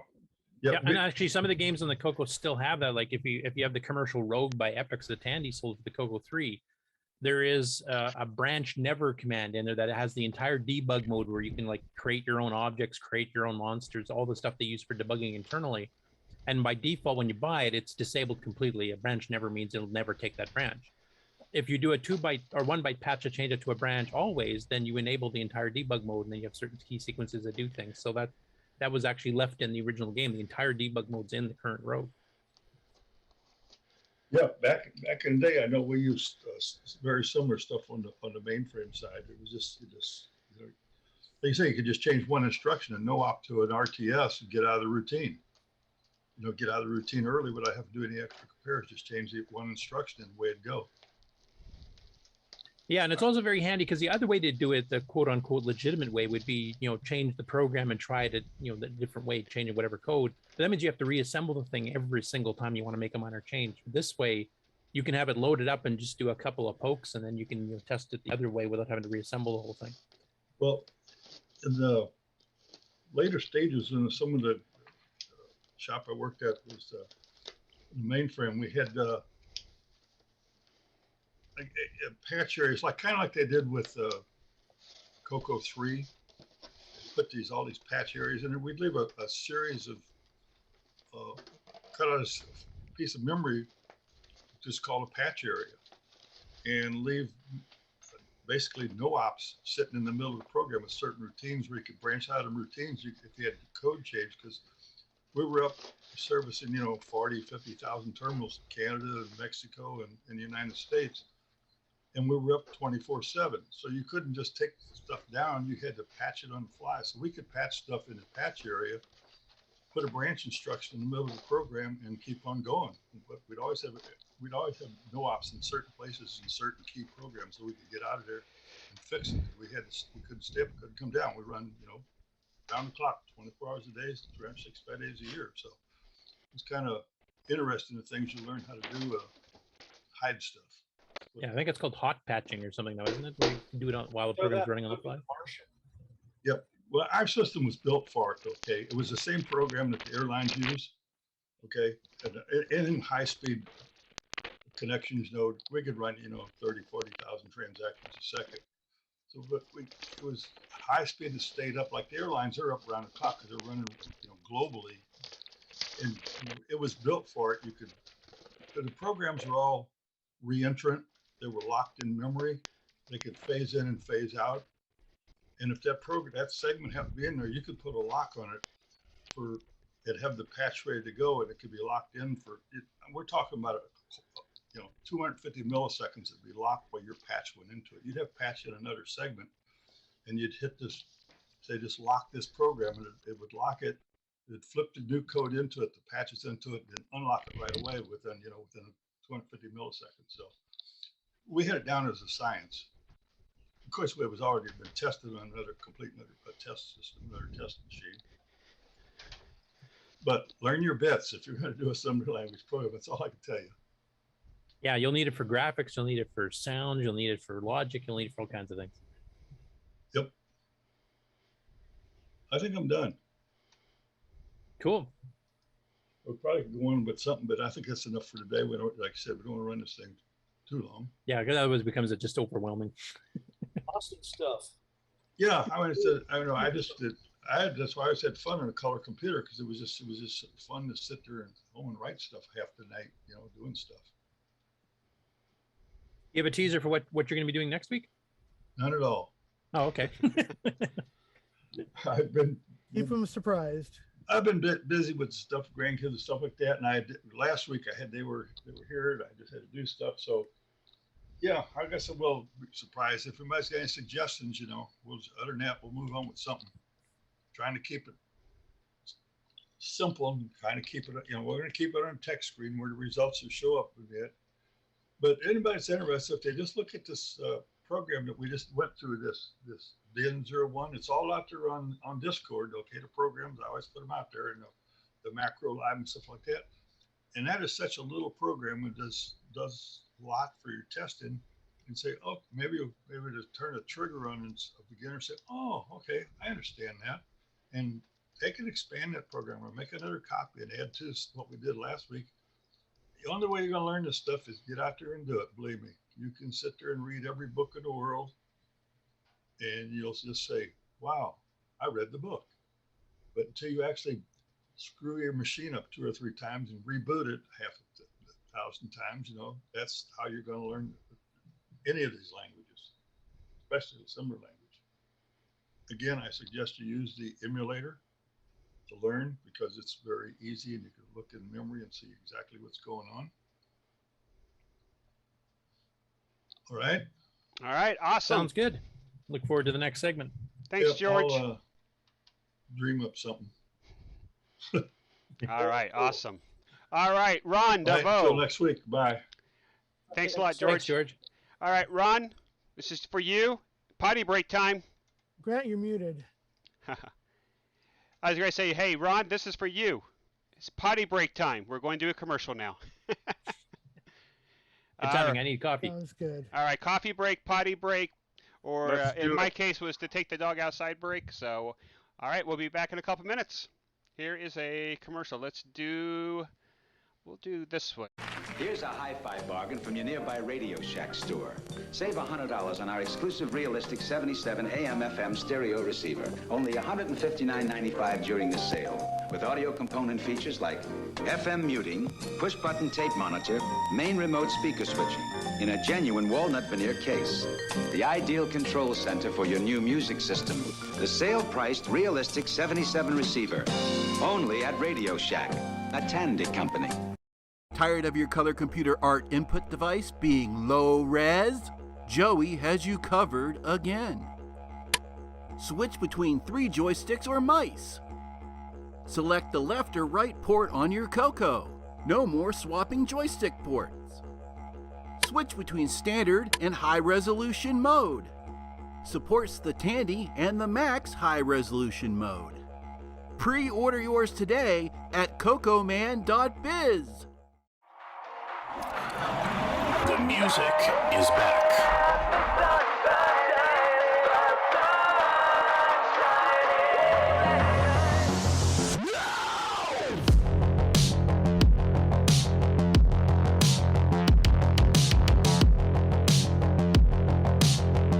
The MIDI Maestro available now, only from Retro Innovations.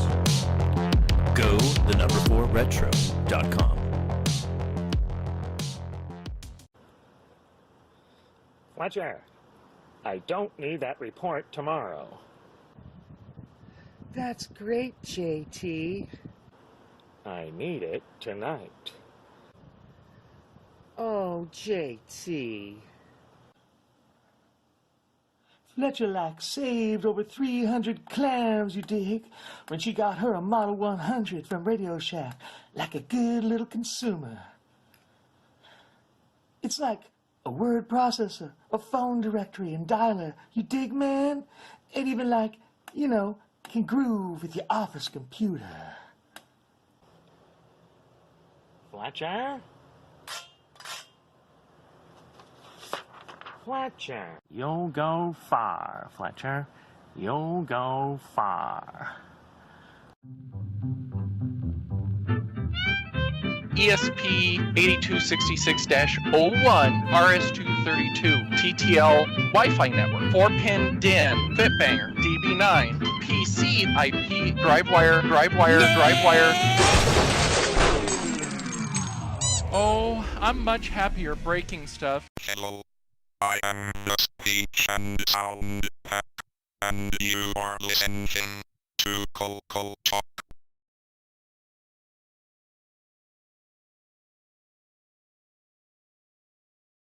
And now, CoCo Thoughts by Samuel Gimes. Well, the bird's been round, and you bomb the ground. When the target is in range, you know what I'm talking about. Just let me know if you want to go and scramble for the game. Got a nice fuel tanks.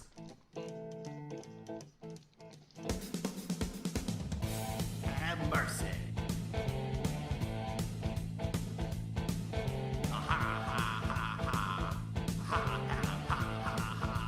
When you drop a dime, mountain to climb, and the cave you get yourself in, and take your flight to every fight, and get your confidence shaken.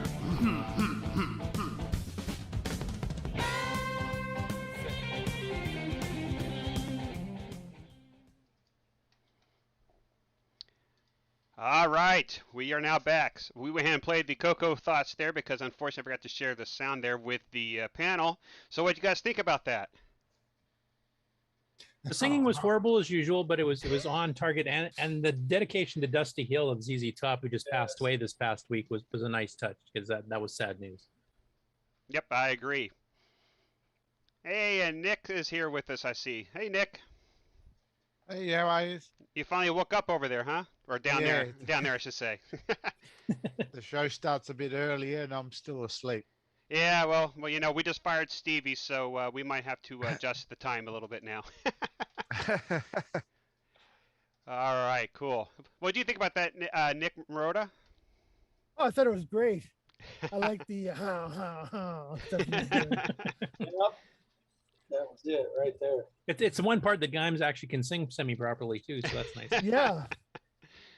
All right, cool. All right, I guess we'll go ahead and do the game on news here. So let me switch that over real quick. All right. All right, guys, go ahead and do the game on news and we'll be ready to go. Okay. Make sure I got the right window share here. You guys seen that? Yep. Okay, so Jim Gerrie, our MC10 expert, has been a busy boy this last week. He's cranked out a ton of stuff. So the first batch here is going to be all him. So the first one here is called Space Bar Bandit. You can see by the REM statements on the screen here, this is a port from a CoCo game from Australian CoCo, Volume 1, Number 4 from 1984. Now, Nick Marentes, since you're Australian, I thought I'd ask you, Australian CoCo, was that a rival to Rainbow, or what exactly was that? It was way back. In order to release the American Rainbow magazine cheaper, because it used to cost a lot of money to import, there was a company that had some contract with Rainbow to be able to reproduce some of the or much of the content from an American Rainbow. It was a black and white, much more cheaply made magazine, and it was called The Rainbow, or the Australian Rainbow. And then later on, and what did you say that was called? Australian Rainbow, Australian CoCo? Australian CoCo. Yeah. So later on, they decided, well, rather than keep bringing in and licensing American Rainbow content, we'll create an Australian version of the rainbow as such, and we'll call it Australian CoCo. So it was Australian content then, none of the American content. And then, of course, they didn't have to pay whatever licensing there was for the articles. So it was an Australian version of the Rainbow magazine with Australian content instead. And I seem to recall there was an Australian Rainbow too, so wasn't... Yeah. Well, the Australian Rainbow was the one that had licensed the American Rainbow articles. So it was a cheaper way of getting the American Rainbow. It basically... So instead of importing it, they just basically got the articles from Rainbow, false off, that's and right. then just did their own version in Australia. Exactly. So it was cheaper, and they didn't have the adverts. There was none of the adverts from the Rainbow. It was just articles. So it was a cheaper way of getting getting Rainbow in Australia. You could still get the American Rainbow. You know, it was still that big glossy magazine, but it was like, you know, $10 or whatever back then. And it was it cost a lot of money. Whereas these other ones were, you know, half the price.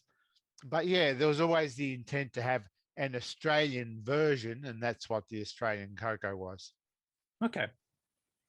That's cool. A little bit of history on that too, because that means we had even more CoCo dedicated magazines than I thought. Because I'd heard of Australian Rainbow, and I just figured, I did figure they'd print it themselves. Shipping overseas to Australia would have been prohibitively expensive, but I figured they would just, transmit via modem the articles, and they would just reprint them and print the magazine in Australia. I didn't realize they actually had like their own programs in some of it and their own ads and everything else. It was an Australian version. Yeah, and I think those issues are available on the CoCo archive.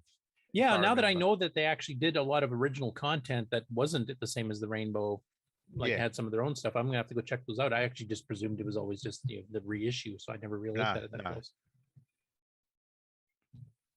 Yeah. So anyway, the first game he converted here from the Australian CoCo magazine, 1984, Space Bar Bandit, which is kind of a low-res slot machine where you can spin through the symbols in the middle here, and then if you get your 2 of a kind, 3 of a kind, you get your win. Press space bar. So it's a very simple game, but it's kind of effective as a slot machine. Next one here is another Australian one by a program by Alan Bridges from the September 1984 issue. And this is one that is an educational one to figure out the capital cities of Australia. So we're going to put Nick on the spot as part of the quiz here we today. go again. That's where the intro was right here. Definitely don't ask Stevie this. Okay, so Nick, let's test your own geography here. Out of those numbers, that's where the capital cities are. Which one is Hobart? Hobart is 5. Tasmania. Tasmania. Is he correct, folks? Yes. I should make him take the whole damn quiz, but I won't. You are correct. Now, I do know there was a comment. I do know there was a comment that somebody had mentioned that one of them, and I can't remember which one it was, but they said the positioning on the map's a little off. It should be moved a bit. So there's a reissue of this program. I think he did a couple days later. Yeah,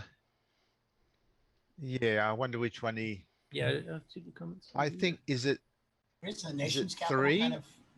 3? Yeah, it's like, is that Canberra? I assume, yeah, exactly. I assume 3 is meant to be Canberra or Canberra, and it's a little bit more inland. He's showing it like it's a coastal city. It's not. And should be north also. Yeah, a bit north. Yeah, exactly. Yeah, and here, there's a real Mark Garcia says Australian. 2 and 3 should be a bit higher. Was it entered correctly? Yeah, probably 2 and 3. But don't forget that's a text screen, so maybe when you move it up, it moves a lot up. Yeah, that's true. He did say though he did change it, so it must look better with the change position. So. Definitely, I think 3, if it's Canberra, it should be a little bit more inland. Okay. Anyway, for those who want to learn about Nick's homeland, here's the program for you. Just make sure you get the updated version so that they're actually in the right spot. Of course, you didn't ask which one am I at. Are you in one of the capital cities? Yes, yes. Number one. No, number one. I think you had some tie-ins with Jim Gerrie there to make sure that your city was number 1. Okay, It's kind of cool. He's been converting some Australian CoCo stuff because, like I said, I didn't realize they actually had different sets of programs. So I just thought it was a reprint of the Rainbow. Where's Dannielle at? He's a bit more. Oh no, he's 6. in Adelaide, so it's 6. Yeah. Now there's a CoCo user in 7, which is Perth, right? Sorry. 7's Perth or which one? Jason Lee 7 is Perth. Yeah. Yeah, Jason one. Lee Stair. Oh, right. Yeah, that's who it was. Because I do remember we had some people spread all over Australia. Now, number 8, which one is that? That's Darwin. Is there anybody CoCo-wise in Darwin that I don't know of any. You seem kind of isolated from the whole rest of the continent. So. Well, that's actually not a state. That's a territory, Northern Territory. Oh, okay. So it's like Nunavut or something. So the north and I'm assuming the north and west is kind of empty. It's sparsely populated. Yeah. The west is the largest state actually. It's very much the west, the whole west of Australia, and it is a lot more empty. Yeah, but it's a lot of mining over there too. Okay. There, Australian geography class is over for the day. Now, switching back to Canada, which is where Jim Gerrie's from on the East Coast, he found this hockey game, a text-based hockey game from David All's basic game collection, Creative Computing. Now, Creative Computing, of course, was one of the premier magazines for all platforms from the 70s. Yeah. Along with Byte, it was probably the main two I read back then. So this is one of the collections, because they usually took their best of collections and they published these books. They did multiple volumes. I can't remember which volume this one's from, but this is from 1978. So this is 2 years before the CoCo even came out, just after the Model 1 and the PET and the Apple II came out. And it's actually kind of funny because you get to pick your own teams and you get to name them, and then you get to name the players, and just to be funny. He made one called the Trekkers, which is all Star Trek personalities. And then he made another one that's the All-Stars, which is all Canadian hockey personalities like Wayne Gretzky, though I noticed he spelled Gretzky's last name wrong. So I don't know if he's one of those people that hated Wayne Gretzky when they were winning all the Oilers Stanley Cup championships. So I'll skip the entry of the stuff here, but it actually does a little text thing. Here you can see the Trekkers team. I want to know where the Tim Hortons is. And there's the famous NHL players, and then the actual game is kind of like almost like a text adventure type thing. And I remember typing some of these in back in the day when I was at school before the CoCo came out. But it actually kind of gives you the play-by-play type thing. Like an announcer would read it at the actual game. Picard is weaving through the center. Picard gives and goes with Data. Pretty passing. Data drops it off to Riker type thing. So it's kind of fun. I mean, it's obviously not a hockey game you'll be playing too much with a joystick or anything, but an interesting bit of computer history and hockey history on the computer, I guess, too. Next up, there's 2 versions of this program that he did. Now, there's a one-liner for the Commodore 64 that kind of prints a maze out the screen. Now, it does diagonal using their character set originally. So Jim Gerrie did 2 versions of this. The first one here, you'll notice that one poke at the beginning. What that does is it tells it to go into SemiGraphics 6. Now, what this does is it changes the SemiGraphics character blocks. Instead of being a 2x2 pixel grid, it changes it to a 2x3, which is similar to the TRS-80 model 1 and 3, and I think the 2 as well. Basically giving you 64x48 graphics instead of 64x32. Now, it does this at the expense of color, because it drops it down to, I think you can only get 4 colors at once on the screen instead of the standard 8. And it also mucks up the text screen royally. But you'll see a high-res version of this kind of creating a random maze. But it also gives you square pixels. Yeah. And more. Jim's used this on a couple of his games, too, from I remember. Fruit Panic, I think, uses this.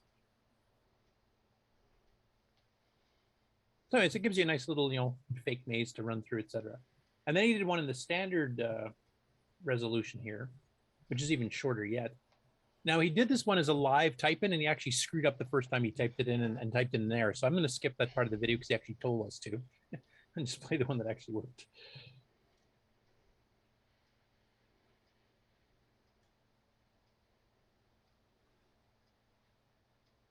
Well, maybe I'll skip him typing it actually all the way in here.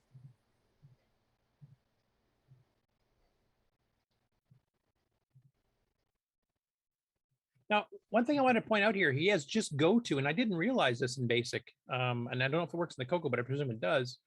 If you don't put in a line number, it assumes 0. So if your first line number is 0, you don't actually have to put the line number in the go to command. It'll just go to the first line. That's a trick I had not known about. I don't know if anybody else in the panel did, but.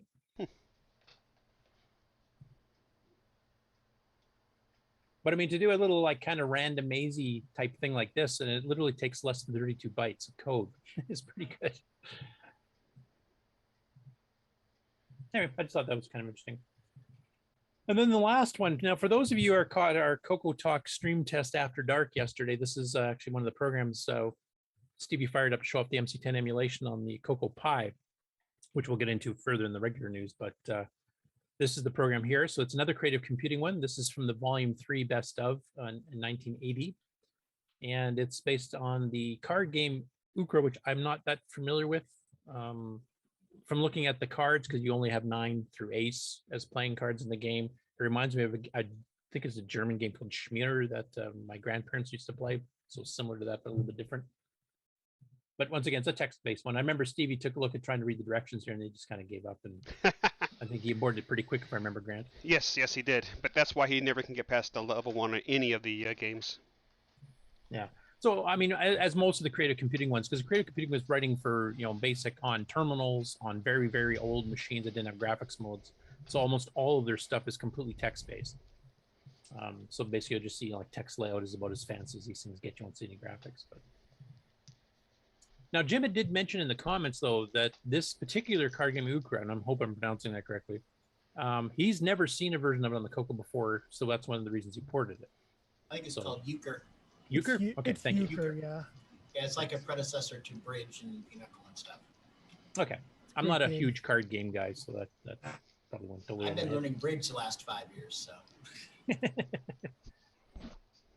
So anyway, apparently that was a sore spot with Jim, that there is no such conversion of that particular card game to the Coco or the MC10 up until now. So now we have one. So now I'll just entice Jim to make a graphical version of it. Next step. Oh, that didn't work. Stevie gave me some tips here to stop that verification. Apparently it didn't take. Thank you, Facebook. Okay, so Erico here is actually, he mentioned last week that he was going to work on kind of a modified Pegasus and the Phantom Riders he's doing on the PC, but he's also designing the graphics in such a way they should work on a Coco 3. And I think he's even planning on doing a Coco 2, 1 and 2 version of the graphics as well. And what he shows here is kind of the different zoom in levels. Now he's added more than the original Pegasus game has, and actually you can go into the cave and through it, as you can see here on the very last one. So he's adding some new elements to the game as well. And the nice thing here too is that Paul Shoemaker has decided to do some demos of the software, and he did a comment here. So here he did a kind of a zoomed up version in P-Mode 3 basically, or maybe 1. And he has a little animated player sprite just kind of sitting over the train just to show what it looks like. It's just a kind of a test proof of concept. Actually looks pretty good, especially for the little resis he's got on the particular demo here. That looks like that's going to be a lot of fun. Yeah. Now, Paul also did another one, which he mentions here. Is a fun looping bird animation on Coco 3. Now, this is a little bit different. This is actually doing animation and keeping it smooth and non-flickery without doing page flipping whatsoever. And he's actually basing it on the V-Sync. He'll trigger when he's drawing it. I did want to mention as a history thing, like most of the time nowadays on the Coco, most people use double buffering, whether it's Coco 1, 2, or 3, it doesn't matter. We draw 2 screens. You display one that's fully rendered and ready to go. That's what the player sees. Meanwhile, on this hidden screen, you're busy drawing and updating your shapes. You don't get to have to watch, the ripply effects of moving stuff around and drawing stuff over top of other things. You get just presented the final screen so it doesn't flicker or, have ripple effects and all this other kind of stuff. What he's doing here is the old-fashioned way. Now, for those of you who know the history of the Atari 2600, and there's a book on how this is done called Chasing the Beam, I think. Robert Murphy probably knows better than I do. But basically, they had to time stuff to H-Sync, which is every single scan line, because you had so little RAM in the machine, you can only render one line at a time. So timing it based on where the raster beam on a CRT was critical. And doing it on the V-Sync is kind of the same way. What you basically do is you figure out where does the start of the screen, then you wait for the raster to go past where you're drawing, then you draw it.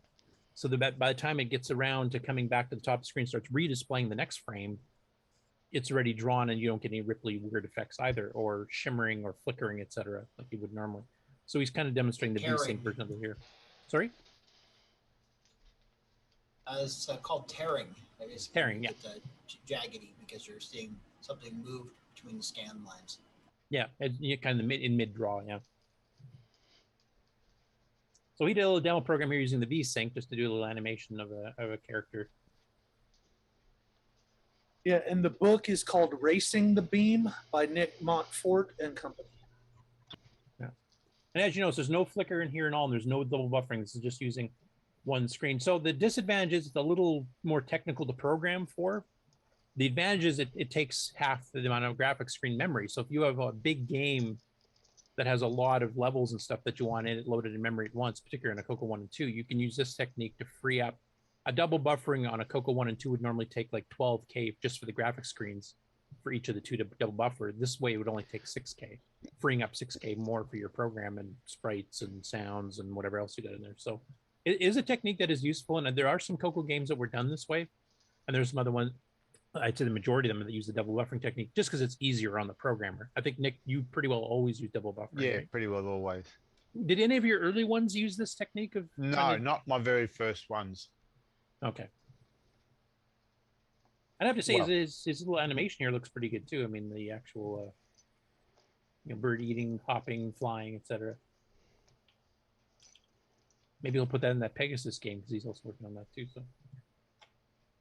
Okay, next up, Cuthbert Dragon's been a busy boy this week. Wow. He's cranked out stuff here. Some I've seen, most of them I've seen before, but some I haven't. So I'm just going to play little bits and pieces. Is he going to be on this? Is he going to be on our special? No, I tried to get a hold of him. And that's when he shut comments off on his YouTube page again. So apparently he does not want to deal with the public. Some other people tried writing him some stuff too, and he just shut everything off again. Okay. And he had it off for the entire time. He's been up for, except for a couple of weeks recently. So I'll spotlight a few in here in particular. Let's see. Quazimodo we've seen before. Chopper Strike is CoCo 1 and 2 games, so we'll save that for when we get it on Game On. Kicks. Is this the window guy? Yeah, you notice he's fixed his window blinds. Oh, too. has he? I was about to say he needs to fix his window. But yeah, if he's done it, great. So the first one I'm going to show you is tennis. Now, we did have a tennis game from Radio Shack. It was a cartridge game. I think it was done by the image producers, the company that Glenn Sogge worked for. And he'll be mentioned again in the news here. But this one is a P Mode 4 two-color one. So it's much higher res than the Tandy one. And some more animations, too.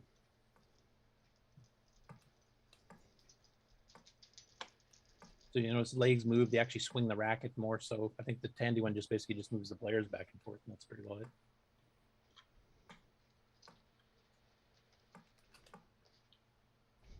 And this one you can see flickering. So he's using a single screen and he's just redrawing the sprite and he's not timing it to VSync. So this is There's kind of still what a Paul line. was avoiding. There's still a line going across the screen. See it? Yeah, near the top there. I think some of the later ones he might have fixed it though, if I remember. Because he's been not releasing these in one big bulk during the week. He does like a couple this day, a couple the next day, a few more the next day type thing. Anyway, it's a pretty interesting and I think more graphically detailed than the Tandy tennis one. So that was one. Fingers, which is a platformer. This is one I've never seen before. So if Sixie and the other people want to tell me any details on it, I don't know much about it.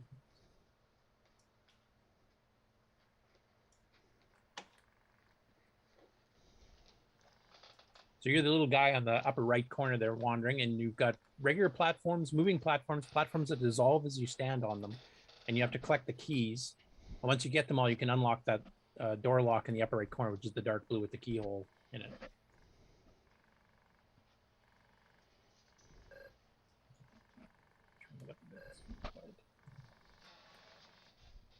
But it's a kind of the standard European style platformer where precise jumps and basically trying to gather enough objects to get onto the next screen type thing.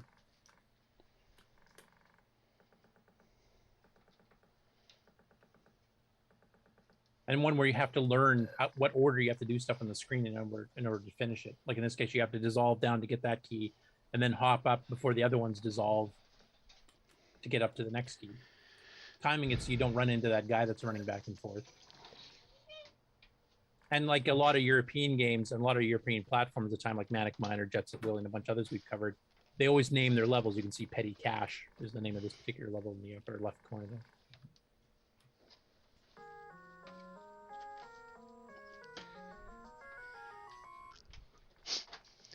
This one's called Rock and Roll and has an AC/DC emblem floating back and forth. I don't understand why that's there. Sixty, if you can explain that, go ahead. Yeah, I thought that was an interesting one. Never seen that one before. Sky Defense is a CoCo game. Balldozer. I'm going to show this one. We have shown it a long time ago, but this is a game that the author, Stuart Orchard, wrote this back in 1988, I believe. It was the first game he ever did for the Dragon and sold commercially. And not only is he going to be one of the many, many guests on the Dragon Talk special on August 14th, he's also going to be our interview guest on August 21st to go through all the games he's done and game development on the Dragon. So I thought I'd show a little bit of that. It's an Arkanoid style clone, but it's got some differences. One of the power-ups actually makes an invincible ball. Like most of the time, your ball will hit a brick, dissolve it, or partly dissolve it, and then bounce back to you. When you get this particular power-up, it'll just plow through absolutely everything and destroy it all without stopping, which I wish the original Arkanoid had, because that would be really handy. Hey, out. And once again, no artifacting on PAL, so we went for the straight, high-res 256 192 two-color.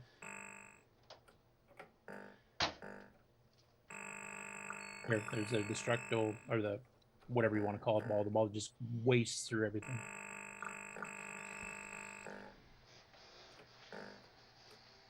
And like the original Arkanoid, I think he actually tried to follow the levels pretty close. I think this is one of the levels in the actual Arkanoid, even the CoCo official port. And the ones with the rivets are the ones you have to hit twice to destroy, which is also similar to the original game, without having the colors to be able to differentiate. So one more level.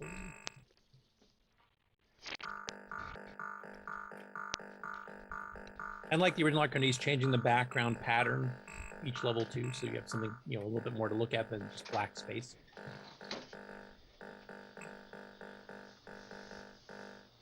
Anyway, it's a really good Arkanoid clone. It was Stuart's first commercial release for the Dragon, and I'm really glad he's going to be on both of those two shows that I mentioned before, on the 14th and 21st of August.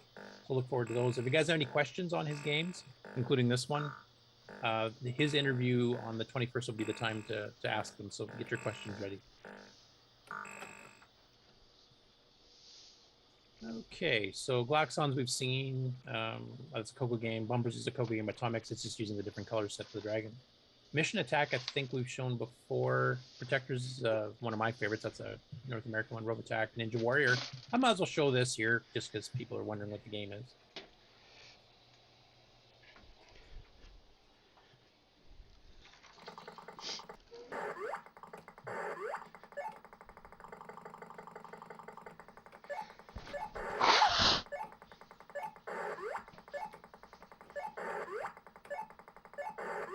A lot of timing.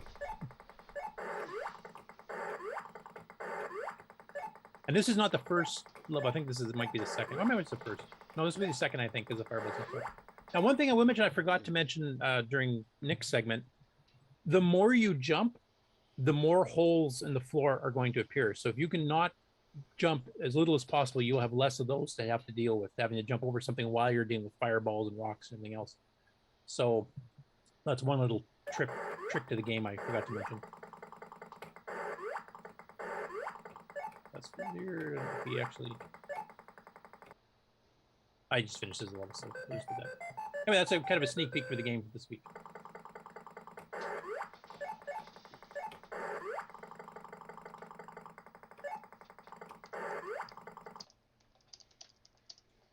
Rommel's Revenge, that's a Dragon unique one. I think we've shown that one before, though. It's basically Battle Zone. Actually, I prefer it over Rommel 3D, which is from Mictron. The Frog, which is the black and white one from Tom Mix. Doo-Doo, this is one I don't think I have seen before, but this is the Dragon's version of Pengo. And we've got a couple Pengos on the CoCo side. We've got Ice Master from Arcade Animation Inc. We've got Pengon by Spectral Associates. Tom Mix had one too. What the heck was it called? I'm blanking. One of you guys can, maybe it might be on some idiot's website. I'm not even sure. There's one in particular I know of. You can look there.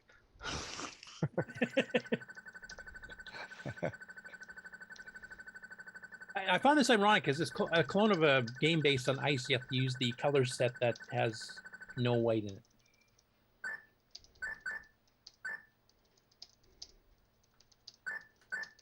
It's also a little bit more blocky. It's definitely a tile-based version of it as opposed to like wandering around smoothly.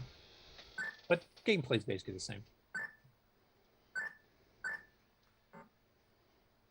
And if anybody's wanting to chat, if 60 has any comments on these, since he actually would know these better than I do, then please relay them to me while I'm yakking here. Next one, Barmy Burgers. I can't remember if we showed this one or not, so I thought I'd show it just in case. But Burger Time, which is a fairly popular arcade game. We have Lunchtime by Tom Mix's Novasoft. But this is the Dragon version, which is a little bit high res, but I'm not sure. This one actually might be written in BASIC because it seems to be very tile based, and it also seems to be a little bit slow, and it sounds like the play command is doing the sound effects. I'll let you guys be the judge. Yep. I mean, for a basic game, this isn't actually bad. Yeah, for basic, it's right. Yeah. If I'm right, I mean, if this is a semi-language, then I'm disappointed. But I mean, the game elements seem to be, I don't know if there's pepper. That's one thing. Oh yeah, there is, because the P equals 5 on the top there. But the basic gameplays there, the graphics actually look pretty good. I mean, it's a little flickery and it's, you know, moving an entire cell at a time. But other than that, it is Burger Time.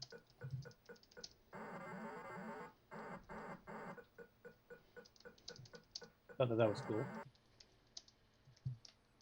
Catalyst, I think this was a game by Mictron on the CoCo, but it's not one we've seen too often on the CoCo side of things either, so I thought I'd briefly show it.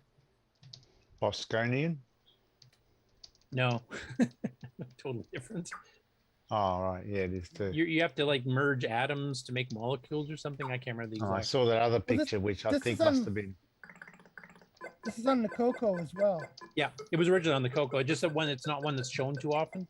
I think because it's a complex game to figure out. Are you familiar with it, Nick? Yeah, I played it. I had this as a kid.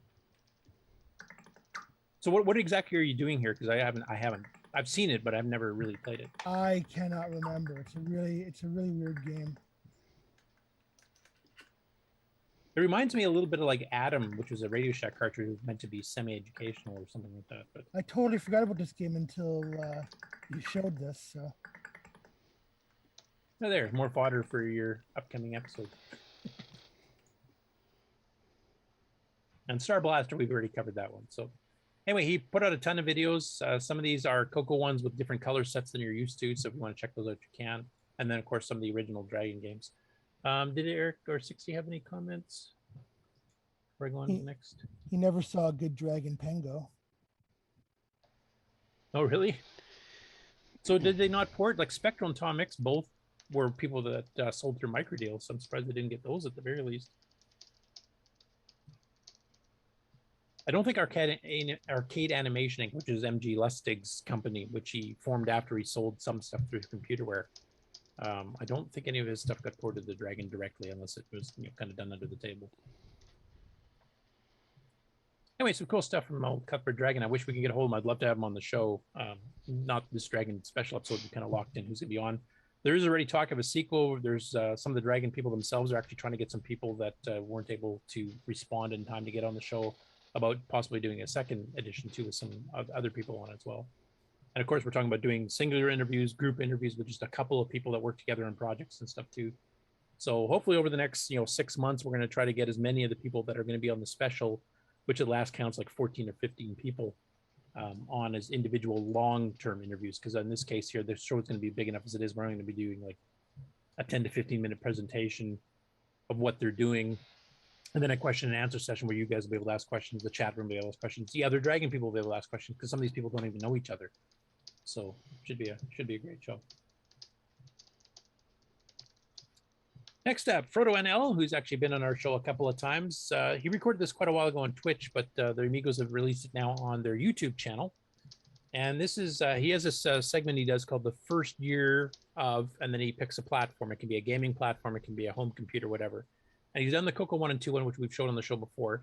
This particular case, he does almost 4 hours of the first year and a half of CoCo 3 games. So in this case here, you can see Grand Prix Challenge by Diecom. And he goes through some Spectral stuff, some Tandy stuff, some Diecom stuff, Computerware stuff, etc. I'm not going to play the whole thing here because it's like 4 hours long. It's almost as long as a CoCoTALK.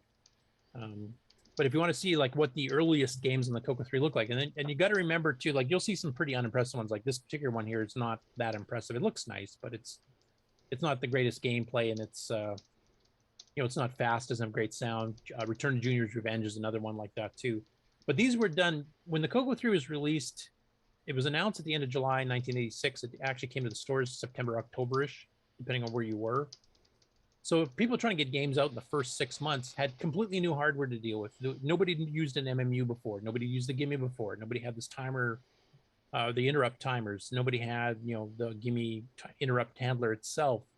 All these new graphics modes, etc. There's all this new stuff to learn. So the people that were trying to get games out as quick as possible learn some basic stuff like how do I set up a 16-color graphics screen and go for it, and just do as much as they could. And that is reflected a lot in these earliest games. And then of course, after people learn the hardware and learn the tricks, like Nick and Sock and Glenn Dahlgren, who's going to be our guest on the 28th, Dave Dyes and a bunch of others. It took a couple of years to learn all this stuff to get the really good games to start getting cranked out.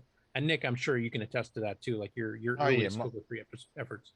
Well, my first CoCo 3 one was Rupert Rhythm, which is why I hate it so much, because there's so many things that I did back then, because as you say, it was a new piece of hardware. I didn't really know all the little tricks and all that. So as you go, the next game's a bit better and the next game's a bit better, and I'm still learning today. Yeah, that's true. People keep learning new tricks. So, well, look at those losers. That's right. All three of them. So this is something we did last weekend. So as we advertised last week, the Amigos annually have a thing called the Amigathon. What's that? I have no idea. So basically the Amigathon is I think this was the 4th year they've done it. So it's a fundraiser, and it's for the Children's Miracle Network Hospital. So it's for kids in hospitals, basically, and families that can't afford, room and board to visit their kids if they go, have a specialist in some different city or hospital. So it's a good fundraiser for a good cause. And previously it's been basically completely Amiga based. It's a 24-hour marathon. The couple of years, Brent, Aaron, and John would literally stay up 24 hours straight to do it. And they were getting too burned out. So this year they opened it up a bit more, and basically they did 12 hours themselves covering Amiga stuff. And then they had a bunch of volunteers, Kim Justice from the UK, Flack, who's from Oklahoma, Robert Flack O'Hara, who has his own YouTube channel. He specializes in C64, and a bunch of other people. And they invited us to go on to it too. So we had a 1-hour bit on last Saturday evening, I think it was. And of course we did CoCo stuff. So we decided Steve and I would co-host. Nick joined us too, because he's got some fairly decent games. So we covered basically what was new first. We picked a couple games released in the last year and a half, like basically during COVID. So we didn't cover all of them. We just covered a few. So we covered Paul's Poker Squares, sorry. We covered the CoCo 3 version of that one, mentioning also he's got a CoCo VGA version and a regular CoCo 1 and 2 version. We covered, I can't remember now. Space Raiders by Jamie Cho using the sprite library by Richard Godekin. Now this is the new version, because he's released a couple versions of this as he's been programming it. So the first versions were basically just Space Invaders with enhanced graphics and digitized sound, which is kind of what you see here. Now on the later screens, the invaders just don't go back and forth. They start shifting in rows, and they start going in opposite directions in rows and all kinds of stuff. So it gets harder, faster, and there's a lot more variety to it. And apparently from what Jamie's told me, when you get to the 4th or 5th screen, there's actually something new added to that. Now, Stevie being Stevie couldn't get that far. And to be honest, I haven't had a chance to get that far either. So we spotlighted that one as well. We also spotlighted Return of the Beast. This is Stuart Orchard, who we mentioned is our special guest on the 21st. And who did that Balldozer Arkanoid clone we showed earlier. So this is Return of the Beast. I'm not going to play this one because this is actually one that I want Stuart to talk about on the show. So, but it's got some of the most impressive sound I've heard on a CoCo 1-2 Dragon level game ever. This theme music is just awesome, and it's using, as Kieran Anscombe 60 in our chat room is in there right now. Help them with the sound routines for doing the 3-voice sound at the beginning, and it's basically a 4-way space shooter Xevious type game, except with 4-way scrolling instead of just a little bit left and right. with really good sound, really good graphics. It's done on lower res, but the graphics are very well done. And he considers this just a game demo, but it's actually quite a playable game. Sorry, somebody was saying something? No? Okay. So anyway, well, we probably, I'm guessing Stuart will at least mention this during his little bit on the Dragon Talk special on the 14th, but he will also be talking more extensively about it on his interview on the 21st. So definitely check it out. If you haven't downloaded, give it a try. I would recommend downloading all 3 of his games that he's released to try before the 21st interview. So if you guys have any questions on the game specifically, you'll have them ready by then. And then we started covering some old classics like Zaxxon, the Donkey Kong transcode and stuff. And we were trying to pick, when we went to the classics, we were trying to pick some stuff to show off the CoCo a little bit, because we had a lot of people, because the way this Amigathon worked is after the initial stream is done, you basically raid, in Twitch terminology, you raid another channel. That was how we passed the baton between all the different streamers that took part. So, whoever had been watching the previous part of the show, which I think was Robert Flacco Harris C64 stuff, he raided us. So all the viewers immediately get forwarded to our stream, and we did and then we forwarded it off to, can't remember who we did, Mr. Cola, I think, who was demonstrating some more recent game console games. So basically everybody just raided each other, and this whole pack of like 50, 60 people that watched the show at a time would immediately get forwarded on and watch your segment. And we had a lot of people that had never seen a CoCo before or a Dragon. So this was actually kind of neat to educate them, and we were taking questions and answering them during this live stream. So this is the live stream of our hour on YouTube on Stevie's channel. So anybody who didn't catch it live on Twitch, you can go check it out there.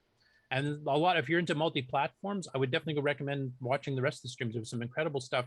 One in particular, I'll mention, the Amigos themselves were playing a game, well, a couple games. They were doing a couple Olympic things, so the Olympics are on. So they did Summer Olympics, and they also did kind of, I don't know what it's called off the top of my head, but it was basically like obscure sports from other countries. So they had like, log rolling from Canada, and they had, hurling a log through the air from Scotland, and which has a name for it. I can't remember off the top of my head. But some of these games had a lot of polish, and a lot of funny things happened. They did a lot of little... What's that? Was that the caber toss you're thinking of? Yeah, caber toss. Yeah, thank you. I couldn't remember the name of it. But some of the game polish is like little funny bits that happens if you screw up. And like at the Summer Olympics, there was one where Boat was trying to figure out the controls for pole vaulting. So he starts running, and the person's got their pole, and they're running down, and he completely missed putting the pole into the ground to actually do the jump. So the guy just runs right through. He runs under the mattress, and it keeps on running. So we called him Forrest Gump after that. Then he did another one where he was doing the parallel bars, the gymnastics one where you flip between the bars and do twirlies and stuff. And he was doing awesome. He was doing flips and twists and turns. And then he goes on, and he was trying to figure out how to do the dismount. Well, his dismount went and face planted straight down on the ground, which everybody was just laughing hysterically at. And then on the caber toss, you have to run and then flip the log and throw it forward. Well, he flipped it straight up, so it actually crushed his head and drove him into the ground. So there's a lot of funny moments like that. But the game has a lot of these little bits here, like if you screw up, and it was actually quite funny. It's a really good video. And then all the other streamers for various platforms, definitely check those out too. And I will mention too, if you go to amigathon.com, which is the fundraising site, that is being left open because a lot of people couldn't make the live show because it's summer holidays and some people are away. So they're leaving it open for donations for at least a few weeks, if not maybe a couple of months. And I know they've taken some donations since, like they raised $7,200 and some odd dollars during the actual live 24-hour show. That's already past $7,300 now. So if any of you didn't catch the stream and you want to donate to the Children's Miracle Network hospitals, you can still do so at amigathon.com. Do we know how much money we raised during our segment? We started, I think we were at 6,000. Where would we start here? Yeah, so we're at 6,565 at the start. And then by the time we were done, we were just about 7,000. So we raised about half a grand or a little bit more than that. That's good. In the span of an hour. And for a show that's has only been affiliated with the Amigos recently, and also later on, like in England, this was early wee hours of the morning we were doing it, so not a lot of them would have been watching live unless they stayed up all night, which some did. So yeah, we did pretty good. And so introduced some people. Go ahead. If this is Amigathon, are those 3 losers who are running this CoCo segment, or are they the 3 Amigos? We're the poor imitations of the real 3 Amigos. That's it. Anyways, it's for a good cause. I did donate to it last year. I did watch it last year. And when they started opening it up to taking other streamers so they didn't have to do the 24 hours themselves, I immediately asked Stevie if he'd be interested in doing it. And he said, sure. So we ended up doing it. I think we might make this an annual thing too. It's a good cause. It's a lot of fun. It's a good way to show off the CoCo to people that normally see it. And in this particular case, maybe we can do it again next year. We can also show off what came out new, but each year, to as the start of the show, to show like here's the new stuff this year that's really cool looking, whatever. And we didn't cover everything. There was more games released during COVID than just the ones we showed. We just decided we wanted to mix it up a little bit with classic stuff for all the people that didn't know what the CoCo was or what it's capable of. Next up, now I'm not sure who this is. TKM's Retro Gaming Nook. Does anybody know who that person is? Because they do a lot of game streams, but he's been doing a lot of CoCo stuff. And apparently he's got a real CoCo 2, a real CoCo 3, and he's been just cramming. I've never seen his channel before, but he cranked out like 5 or 6 games right off the start this week. So he's covered Sailor Man, and he did the Dragon version of Sailor Man for some weird reason, which had some extra splash screens and stuff.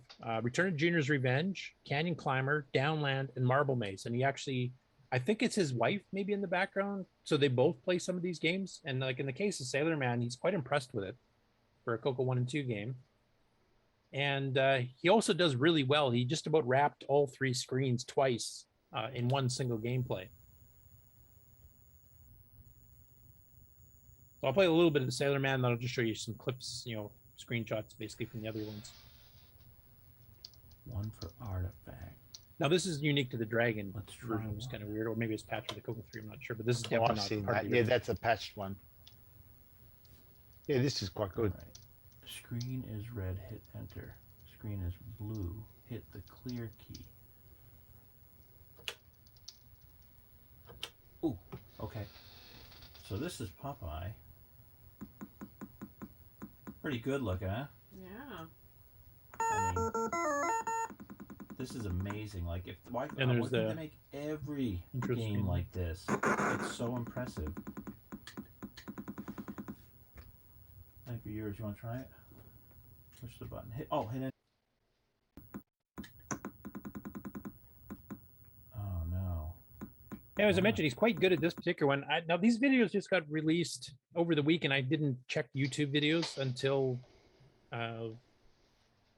I think early this morning. Actually, I'd done all the Facebook updates yesterday, and I wasn't expecting there to be so many. So I haven't actually had a chance to watch through all these. I watched through 1 or 2 this morning, kind of get the feel of it, type of thing. So they kind of review the games themselves, and they're pretty honest. Like they also found a few that had bugs because they were hacked versions or whatever, like Return of Junior's Revenge. For example, on the hacked version that's floating around the archive, there's a couple of the shapes got completely corrupted, so you can't even see the little fish birdy things coming at you. In some cases, you see a little couple of dots. That's the only reference you have. I have a copy of the original one here, which doesn't have those problems, so it's definitely just the hack that had it.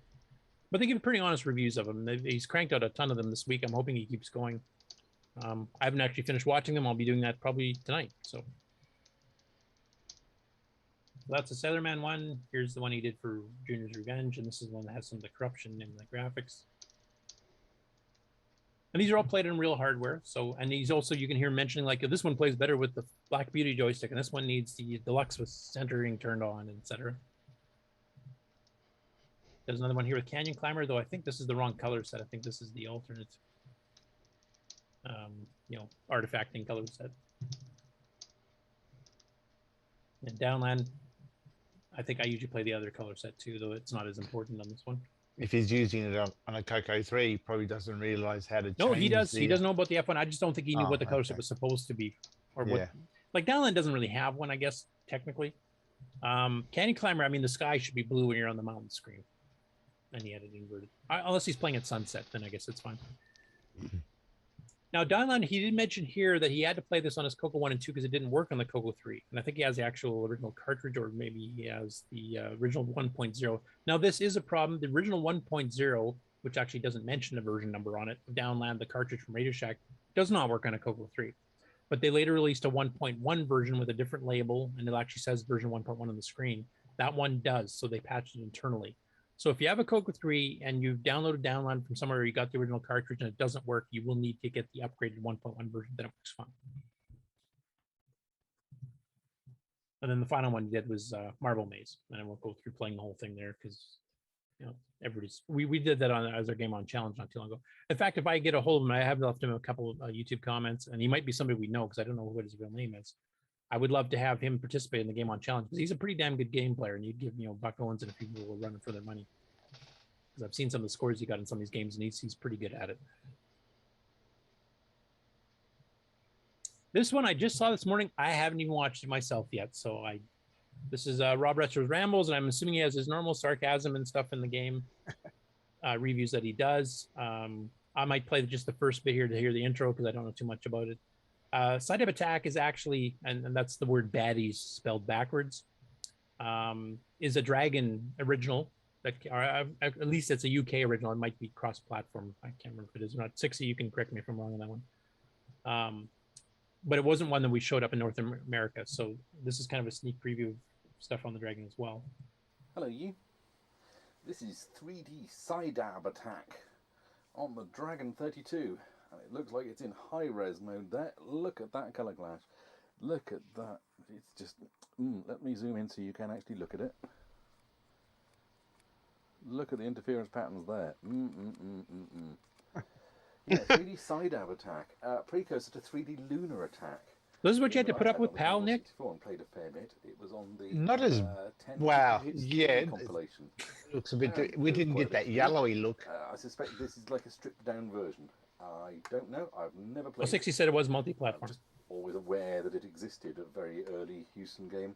Andrew Braybrook, I believe, off the top of my head. Whether he did the Dragon version, I don't know.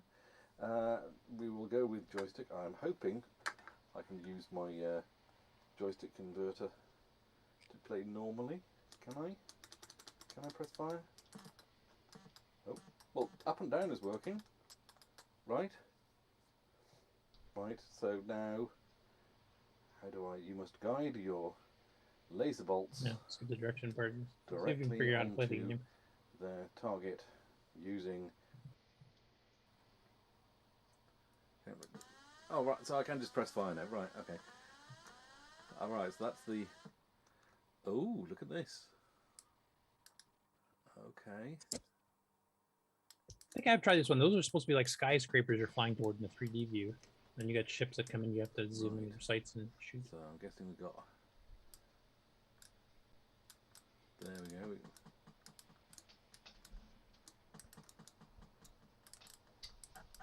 go. Nice.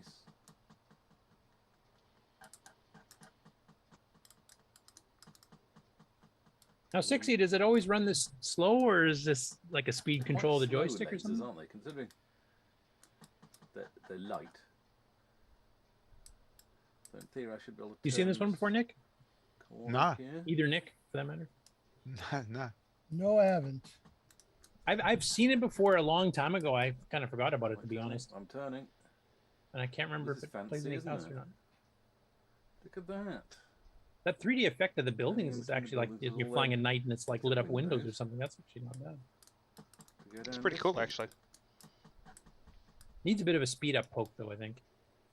It's where that colored artifacting works out, because it's just the colored lights from the windows. There you go. I might have to remember this one, Nick, for your game on segment challenge here. Yeah, I remember what you said last time. How to spin a mistake into a feature. Yeah. Well, I haven't seen the other versions too, because apparently it's cross-platform. How this would compare with whatever other platforms it showed up on. 60 said he thinks it is pretty slow. All bunched up in there, weren't they? Oh, I might have to 609 optimize this sucker then. Or you can just run in the CoCo 3 and put the just put in high clock rate and see if it's any better. Yeah. Hopefully it's not frame lock, because that would kind of. I don't really know how to avoid things. Anyway, cool. So Rob usually has a pretty hilarious commentary as he goes through the game, so why don't you guys watch that? And the next step here, we actually have the author of this blog post here. So Nick, did you want to discuss it now? Did we want to show the video again? We showed it last week, so probably no need. There's a link. I promised. Well, last time on the last chapter, I didn't do a video, and I said I'll just hold off a video for the next week, so there's more to show. So in this chapter, there's not a lot of text in this chapter, but there is the video preview, and that'll just show you everything I've done for this chapter and the previous chapter. And yep, that's about all, I guess. One thing I noticed you're doing here on this blog, and this is like something we talked about earlier in the show here, about the fact that a lot of the European-made games, platformers, actually name their levels. That was a technique that they just used that we never really did here. Yeah, I'm going to add that in. That's not fully functional yet, but at the start of every level, it will show the name of the level. So these 2 levels, which are close to completion, are Shredder and Cage Hoist.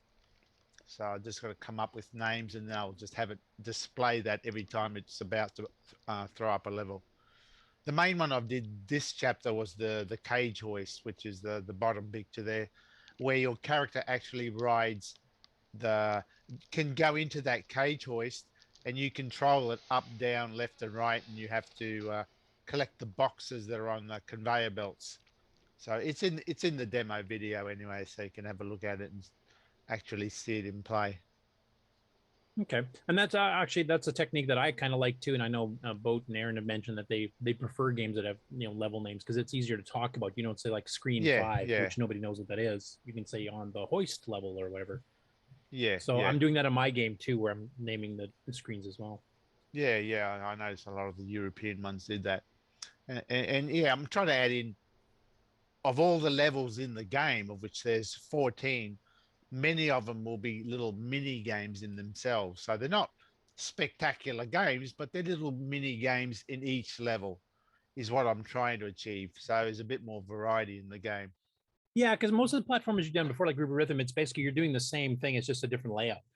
And in this case here, you've got like you're adding a hoist, which you steer in 4 directions. You have to catch boxes. And so it varies the game mechanics a bit. I mean, there is a general theme throughout every level, the things you can do, but then I'm just trying to add bits in there. Like I'll tell you now, one of the other levels, which I'll be doing maybe next, is a casino.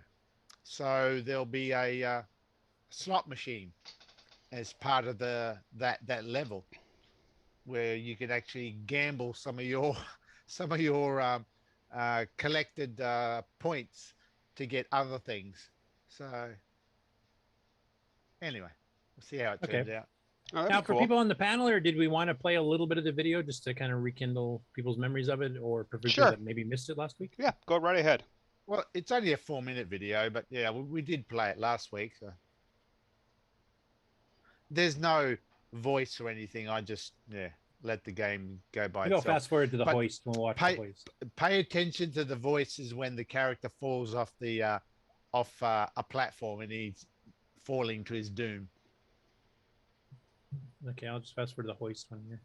Oh yeah, go straight to the hoist one there.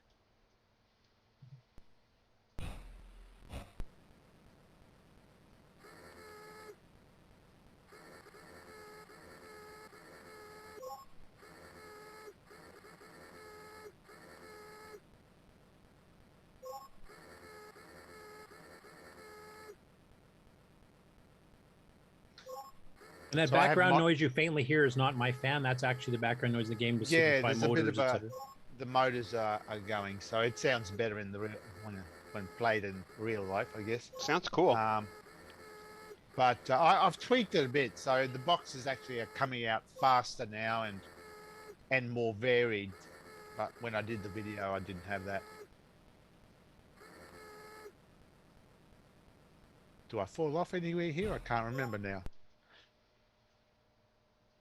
Yeah, find the part where you fall off. You got to hear that part. Oh, yeah, just back a bit. Cranky. That's cool. I just had to put that in. And what does cranky actually mean? I don't know. It's an exclamation. Holy cow! Crikey. Holy cow! Crikey! Yeah, I forgot Grant hasn't actually seen this, so. I won't play the whole thing again. Yeah, Grant put his website and bump his view count up. Yeah, I will. That's cool though. I like that. Sorry, that game seems to be coming along quite well, unlike mine. And I'm assuming this is a CoCo 3 512 game or 128? Yeah. 512. CoCo 3 512. Now, have you decided whether it requires 6809 or 609? I think you're going for 6809, and this is demoed on 6809 It's right going to work on a 6809. If you have a 6309, it speeds up a bit more in that mode. But yeah, it will work on a 6809 as well. And are we looking at Christmas release date? Well, I'm aiming for it, but it's a lot of work because every level's got a fair bit of work to be done. But we'll see how we go. Cool. And that's the end of the game on news. So I don't know if we want to do a break before I get in the regular news, or we will take a little break here. So I will do a commercial, and we'll be back here right after these messages. CoCoTALK will return after these messages. CoCo2, c'est le coq champignon, des micros et donne le pion. Pour le jeu, il est pas battant, les études, c'est pas 10 ans. L'expansion, il a ça, les commandes, tu vas voir ça. Notre CoCo est pas vraiment, pour tes cours, c'est bien serviable. CoCo2 de Radio Shack, ton affaire est dans le sac. Un ordinateur couleur qui a de la personnalité. Le CoCo 2 de Radio Shack. En solde pour Noël à partir de 149,95. CoCo2 de Radio Shack, ton affaire est dans le sac, c'est toi et CoCo2. And now, CoCo Thoughts by Samuel Gimes.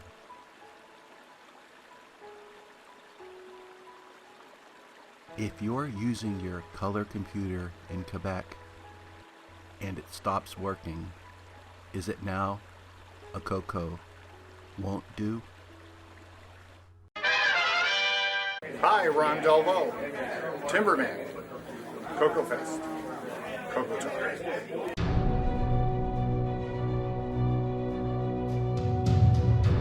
In a world where RGB produces black and white video, one cable can make a difference.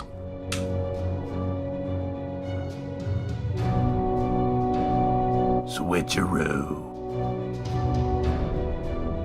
CoCo3ScartCable.com. Hey, have you got your CoCo 3 yet? Hi, this is Rick Adams, author of Temple of Ram and Shanghai, and you've tuned into CoCoTALK, the nation's leading live talk show featuring the Tandy Color Computer. What's going on, everybody? Original Gamer Stevie Strow here, and if you're a fan of vintage computing and retro gaming, then you're going to love our retro swag shop at 8bit256.com. There you will find custom designs by Instagram artist Joel M. Adams. You can get I'm a Coconut, CoCoTALK, and other cool video game images on a t-shirt, coffee mug, or mouse pad. So if you love retro, then head on over to the retro swag shop at 8bit256.com today. Tell them the Original Gamer Stevie Strow sent you.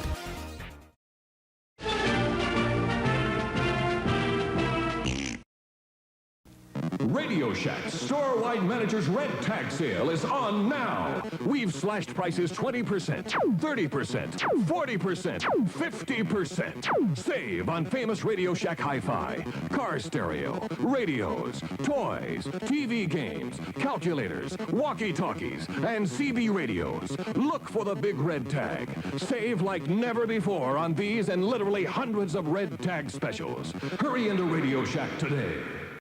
Hi, this is Randy Kindig of the Floppy Days podcast. I just love me some CoCo, and nobody covers it better than Steve Strobridge. You're listening to CoCoTALK. From around the world, what you need to know. Get caught up on News with L. Curtis Boyle. And now a Muppet News Flash. Still not used to being called a Muppet, but okay.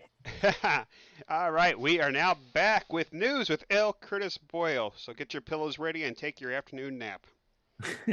Yeah, CoCoTALK news. It's just like Valium. Okay, first off, before I start showing the screen here, I'll just mention something that Mark Bosley actually highlighted for me here. The latest CoCo Crew for this month has just dropped this morning. I haven't had a chance to listen to it whatsoever, so I'll just read a couple of bits off of the show notes. So the host discussion is when does someone being wrong on the internet require you to intervene? I can imagine that could be a pretty heated topic. What was it again? What was it? When does someone being wrong on the internet require you to intervene? Okay. That's opening a can of worms, I think. Yes, it is. And then Neil's Corner does a review of Bouncy Ball, which is the one by, who did that? Lee, I think. So it was his first, it was a CMOC game, if I remember. It's actually one of the first efforts for CMOC, and he showed it off at CoCo Fest and sold it there for a little bit. So it's a low-res game, but with like side-scrolling. And he's made there's versions for the MC10. He's made a version for iOS that you can get as well, and for Apple TV, et cetera, too. So it's a pretty decent game. It's actually based on an earlier game. I can't remember the name off the top of my head, but I look forward to hearing Neil's review on that as well. Plus all the normal, news, and I guess there's another This Month in CoCo history, feedback, et cetera. I haven't listened to it yet, so I'll do that after the show. And okay, you guys seeing that? Yes, we are. Okay, so Dave Veary, Mr. Dave 639 in our Discord. We showed that he was experimenting with doing some hardware scrolling. He's been learning how to do that and how to do kind of the wraparound technique of a long vertical scroll where you don't have to like literally fill 512K of memory with that much screen real estate. You actually start drawing. Basically, you reserve 2 screens and then you kind of wrap the scroll around. So you have to redraw some certain parts as you're going across. But it basically only takes about 64K to do a full screen, and then you just use tiles and whatever else to do it. So he's done an update here where he's got the controls working a bit better. He's got more than one sprite on the screen. In fact, it goes up to 3 near the end. The ship actually can move around and does a little bit of firing. He does a standard scroll first, then he enables the palette shifting during the scroll to kind of give it a flying through a nebula effect. So he did a pretty good job on it, so I thought I'd just play it. I'm going to mute the sound a bit because basically just breathing and hitting keys and joystick buttons. But I mean, Mr. Dave's only been doing assembly language for, I think, less than 2 years now. So he's going pretty quick learning this stuff. And of course, he's got that big, manga style game coming up that he's working on too. Obviously, he's controlling the one ship. The other one just flies around, or he's added the third just to see what the speed is like while drawing. And here's the nebula effect, which I think is really cool. That would look good in the space game.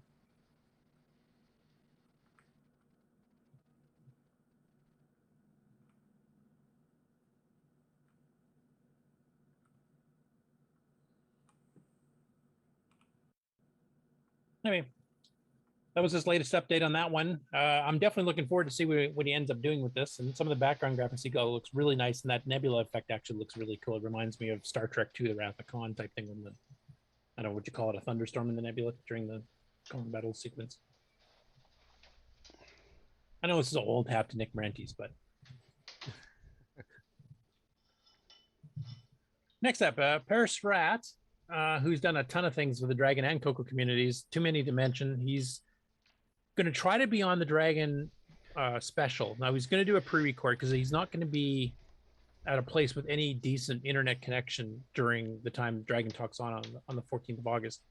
He's actually on a bit of a holiday with his family, and he's going to be trying to call into the cell phone. So we're going to probably just do audio only just to make sure we can understand him properly. It's not going to be enough bandwidth to do video. So hopefully he'll get a pre-recorded video done to kind of show some stuff he's done. And there's tons of it. I mean, the AGD conversion's one big one I think we've mentioned on the show numerous times before. We converted the Spectrum graphics design system over, and he's ported 219 games over from the Spectrum to the Dragon and the CoCo. And he's actually been doing, the MSX2 Plus versions with enhanced graphics and enhanced sound. He's ported a few of those games over as well. So he's been doing a ton of stuff. Now, this is another part of the stuff he's been doing here. So this is DOS plus extender for the Dragon and the CoCo SDC. Now, the CoCo SDC has a little dip switch on. You can have it so that it'll emulate, the hardware setup of a disk controller for the Dragon as opposed to CoCo. Because that's one thing where the Dragon and the CoCo is a fair bit different. They don't use the NMI HALT system at all.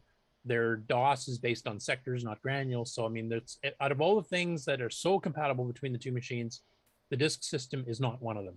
It is actually quite different. So what he does here, and this is currently in a beta, you can download this if you want to try it. If you have a CoCo SDC and a Dragon, you can actually download this and give it a shot and give him some feedback on the World of Dragon archive forum, which is actually where the World of Dragon archive, that a lot of the game information I get for the Dragon comes from as well. So this involves patching both DOS plus to handle drive wire, kind of like HDB DOS and the CoCo does. And also with the help of Darren Atkinson, of course, designed the CoCo SDC, he's also now able to flash the ROM banks from the Dragon itself, just like the CoCo does. So if you do any updates, and you want to update the ROMs, or you want to flash update the actual CoCo SDC itself, up until now, you had to have a CoCo to do that. You couldn't do it on the Dragon. That has now been fixed. You can now do it on the Dragon itself, thanks to Parrot. So this is DOS Plus extension version 24.E6. It allows the standard DOS commands on any VDK files on a DriveWire server, so you can access all your Dragon stuff directly. There are some caveats, as he mentions. If you go through the messages, here's some stuff that he's still working on. This is a beta.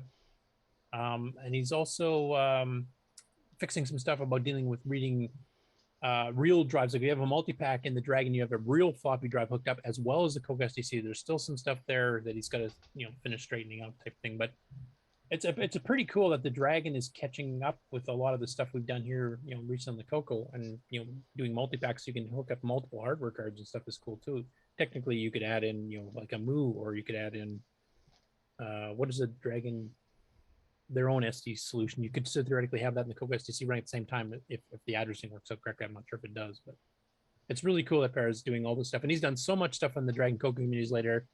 He's one guy I definitely do want to have on for a one-on-one interview. Now, we might bring some of the other people he collaborates on, because he does a lot of software stuff for people that are designing hardware, like John Whitworth with the MSX2 Plus board, so maybe we'll have a dual interview. But he's done so much stuff on the software side of things over the years, too, that I could definitely take an entire 2-hour episode just talking about his stuff. So we'll try to get that set up sometime between September and December.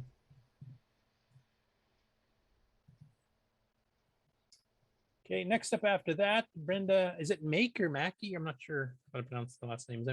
No? Nope, okay, I'll just call it Make for now. Brenda, if you're listening to this, please correct me if I'm wrong. So she's done a couple things she mentioned here. So the first one here, the Remembered Forgotten Serial Chip. Now this was a project that was in Rainbow Magazine way back, and it was basically to put a 6551 serial chip, the same as in the RS-232 pack, internally in your CoCo, so you didn't have to take any slots. You didn't need a multi-pack if you wanted to run disk drive at the same time. And she shows here the prototype board that she did back in the day. So she kind of does a discussion on that and switching to a 6551A, which fixes some of the bugs in the original 6551. Now, if I remember correctly from this, because I know a few people in our computer club here did this too, rather than have to spend the money in our RS-232 pack, is that it actually was addressed the same. So basically terminal programs like Ultimate Term and Greggy Term and Mikey Term and all the rest of them would work fine with this. You didn't have to do any weird twisting around and stuff. It would actually just work. And she's also talking about adding stuff like a real-time clock, etc. too. So for those who have not done that internal mod, it looks fairly simple. It's not a complicated circuit, as you can tell there. But it's a way, if you don't have a multi-packer, you don't have the desk space to plug one in, even the Mini, this is a way for you to actually get a full-blown RS-232 port out of it. So that was the first thing she mentioned. The second one here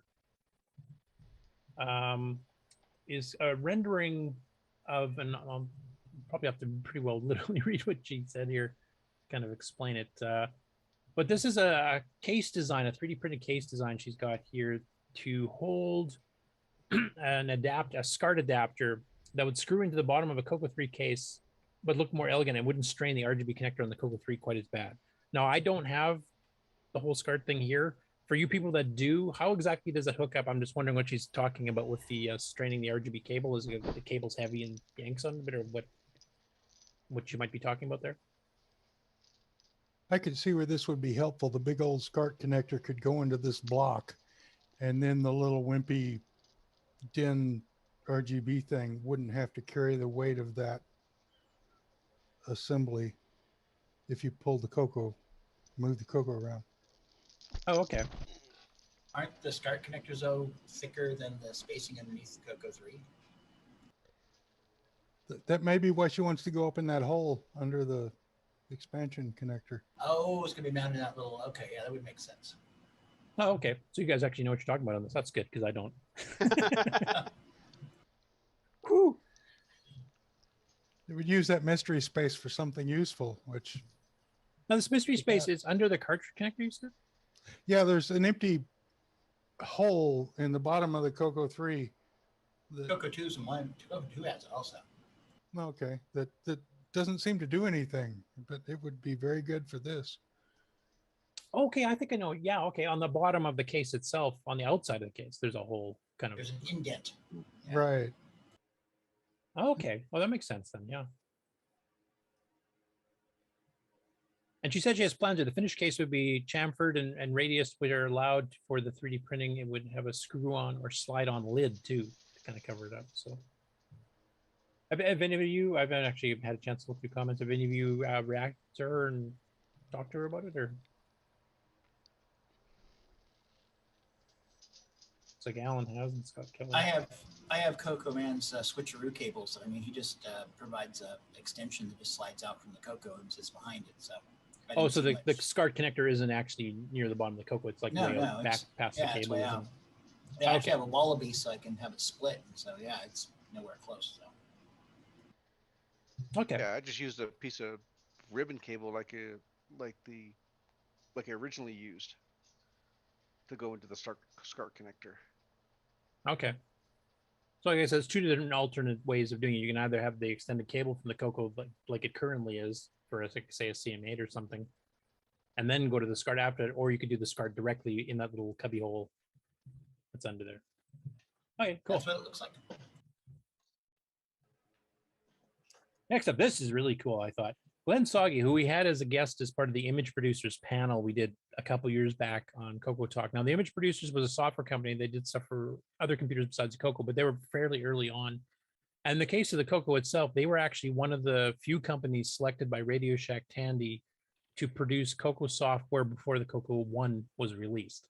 And when they were on, they were talking about they had this breadboard nailed onto plywood version of the CoCo 1 in February of 1980 that was shipped to them for doing development on. They had to lock it into an office with a key locked door that you had to have a passcode to get into, even access the machine.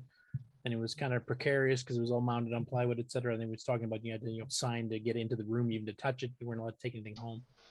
So at any rate, he was going through some of his old stuff here, and he actually found some line printed listings of the assembly source code for Super Bustout with comments. So you'll see some things here too, like let the ROM do it for getting a key press or something, and checking what key it is. And this is actually using the same routine that George has mentioned on his assembly language tutorials too. So. And he was doing the official polecat. So it's kind of neat to see some of this historical source code. And he comments, I have to say, he comments a lot better than most people I know from back in this era. Most people there that put a comment per routine, maybe not every line type thing. So I'm impressed he's had that many comments. He did mention, because the CoCo actually wasn't a fully developed machine at the point they were doing this, that they had to do cross development. They were doing this on another system with 8-inch discs to write the CoCo stuff, and they download it across the cassette cable to try it, or the serial cable, to actually try the code out when they were doing it.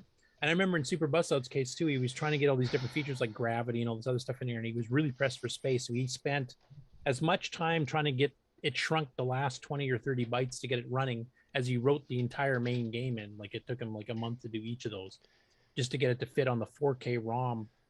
I think it was, maybe it was even 2K that Tandy mandated it had to fit in, because Tandy was cheap. Couldn't just make the chip bigger and add more features. No. And then he has some funny comments. So he got the middle one here, like, he's pulling all the stuff from stack and home again, jiggity. Which, sounds like something I can imagine Rick Adams throwing into some of his comments. At any rate, he's not sure about copyrights on Super Bustout, because this was done as he was a contractor for Image Producers, and the Image Producers had a contract with Tandy where I can't remember how the licensing worked, but he's a bit worried that if he put the entire thing up, there might be a legal issue. Now with Tandy being gone, kind of had shut down and stuff. I'm not sure if that still applies, but he's just being safe on that. But it's cool he has it, and maybe we'll get permission someday. We can actually see the entire source of one of the very first programs for the CoCo ever written.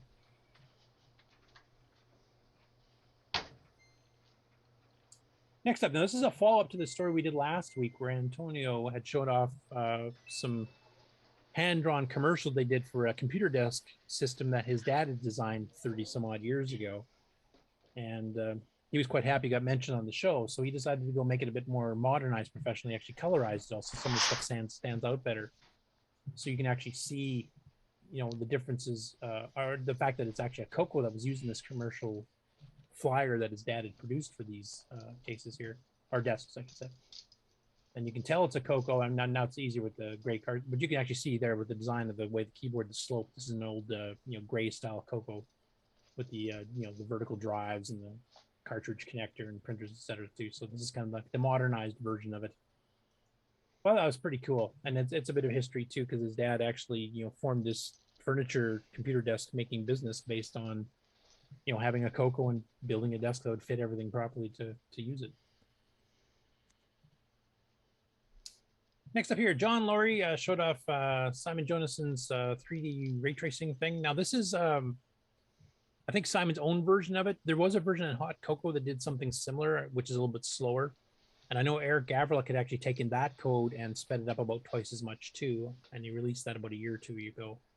But it's basically you give it a set of points in 3D space, and you tell it which points to connect as lines, and then you can actually rotate them, move them around, flip them. He's got some perspective stuff in there, so you can kind of warp it around. So I'll just play a little bit of the video because it's kind of a cool little demo.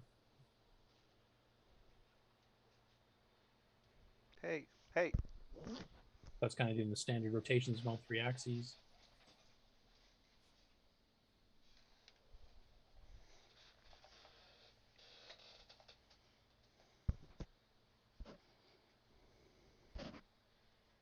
And if you've seen the game Space War by Spectral, which is kind of a version of the Star Trek simulator from the arcade, it's using techniques like this too to draw the Klingon ships and various things too. So it's a technique that's actually been using. It's Rommel 3D, Rommel's Revenge, use stuff like this too. Next up after that, Dannielle O'Connor, Nick's fellow Aussie. Crikey! Did I say that right? Close enough. I'll take Australian lessons as soon as you learn your geography. Set up a couple of CoCo 3s. Now she's got both a more standard CoCo 3 and one that's a bit modified and stuff, upgraded, etc. But basically ran Sockmaster's Matrix program. For those of you who haven't seen it, kind of simulates that whole green screen dissolving letters thing that the Matrix movies use so well, with some sound effects in the back. This is a fairly quick little clip, so I'll just play it.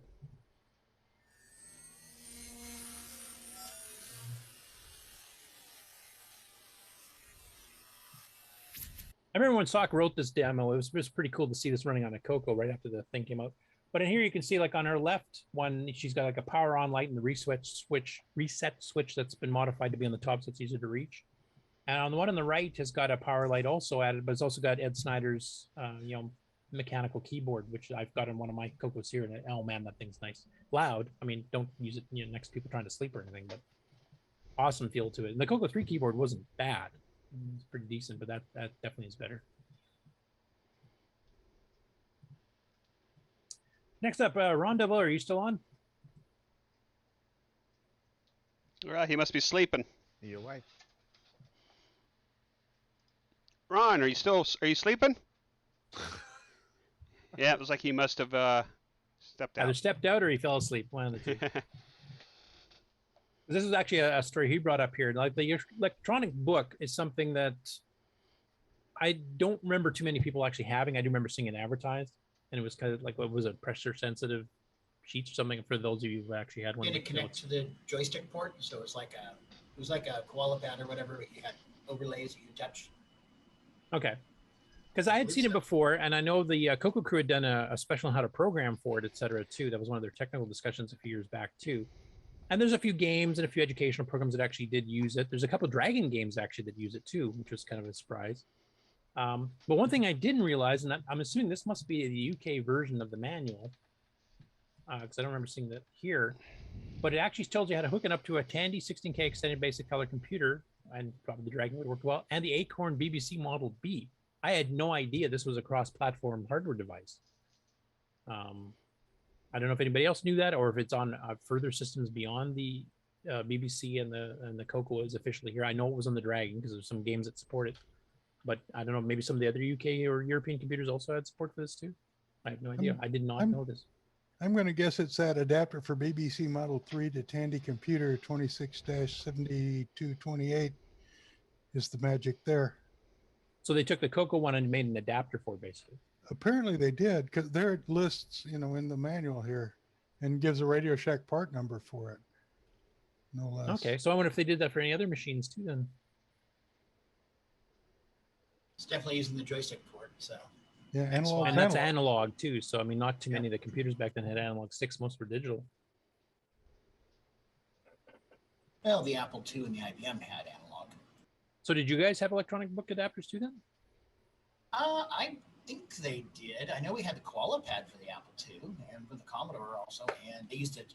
The Commodore has digital joystick, but it also has paddles, which are basically that's what the Apple is two paddle ports to give you an analog joystick port. And then the IBM, I think, was just all analog like the Apple was. But I'm pretty sure I'd seen something like this for the Apple.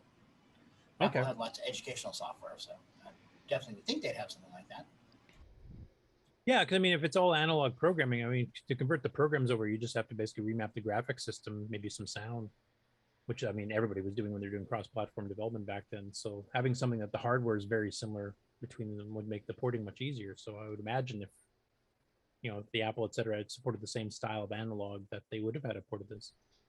But I'd never heard of it being on anything but the CoCo before. I thought it was a CoCo unique thing up until Ron posted this. The fact that there's a Tandy catalog number for an adapter to a BBC computer is kind of astounding to me. Well, Tandy and Radio Shack in the UK was a bit less restricted. It was kind of like Australia. Like Australia could sell Australian-made products in a Tandy store. In Canada, we were allowed to sell the same stuff the States did, and that's it. You no third party, nothing outside of Tandy Radio Shack. You weren't selling Tom Mix, you weren't selling Rainbow, you weren't doing any of that kind of stuff. Where in Australia, I think it was a bit more loose. Nick, you can probably attest to that. Yeah, when they bought your programs, for example, and They Craig's carried as well. my stuff. Yeah, and Craig's.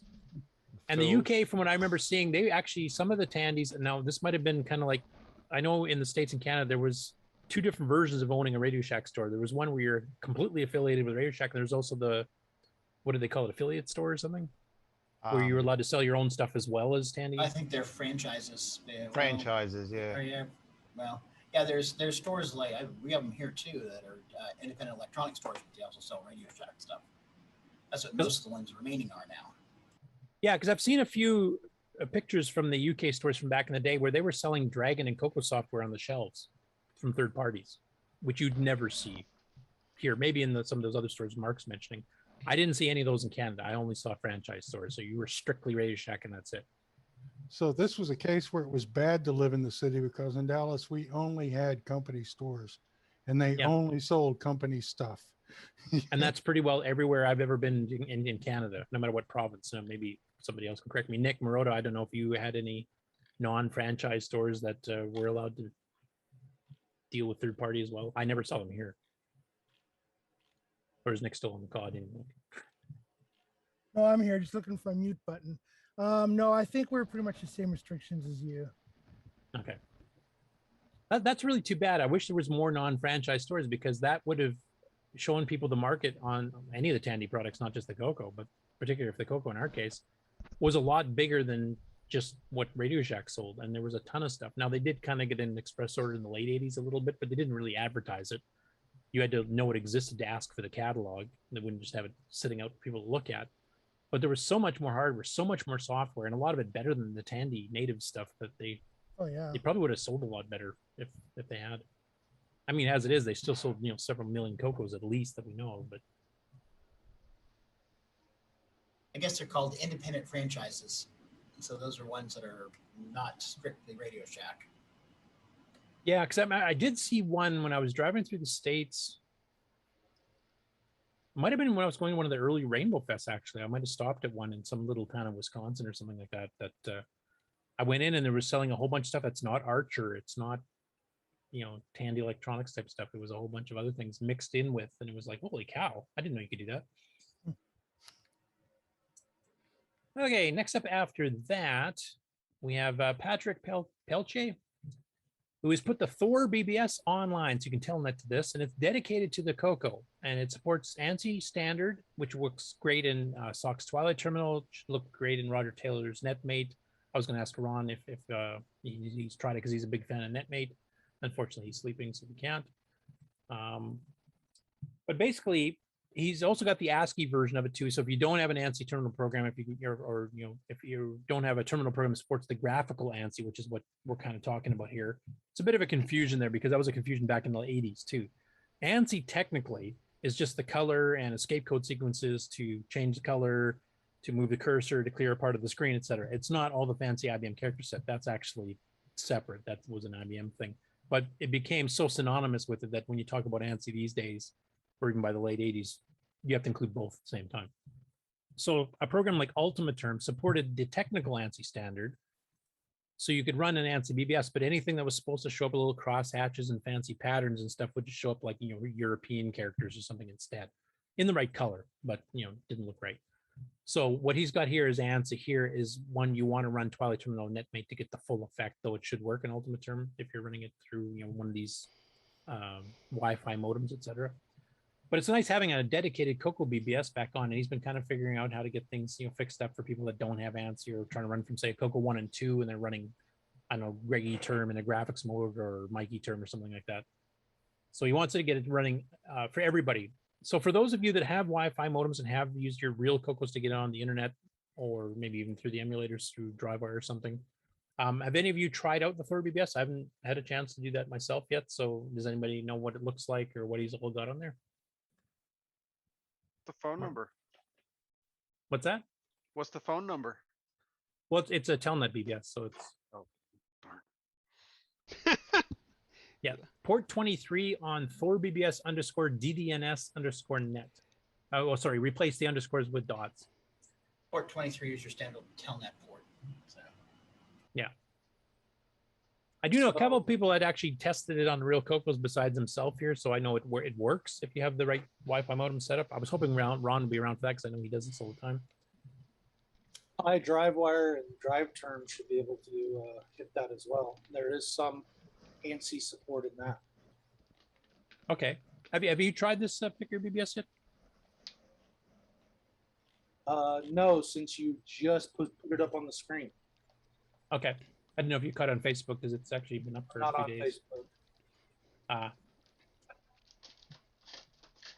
Anyway, I would love to have a follow-up next week. So if somebody, now that you know about it, actually can go give it a try, maybe even do a little demo to show what's on it if it's pretty interesting. I'd love to show that on the show next week. That's my call to the CoCoTALK community. I can't write a Telnet client by next week.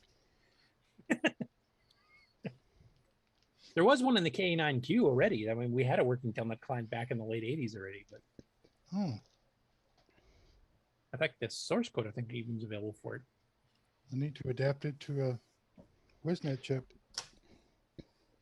Yeah, because I think that one went through SLIP I think it was SLIP on serial ports back in the day when that was a thing. The younger people won't even know what that is. It was sad, is what it was. I mean, most people. Better than the alternative, which was nothing. Yeah, well, PPP was better, but it was a lot more CPU intensive. So the CoCo, I don't think we ever got a fully working PPP client, but SLIP was pretty simple. I mean, slip on cereal, does that involve a banana? You're funny. The first 10 times you tried to get a connection, yes. Anyway, next up, CyberHug Technologies did a follow-up to a video they did back in May. And this is upgrading a CoCo 2. So in this case, they've upgraded to 64K of RAM. That's the first part of the video. And the second part is doing a do-it-yourself cartridge build, which he put Arkanoid onto a cartridge.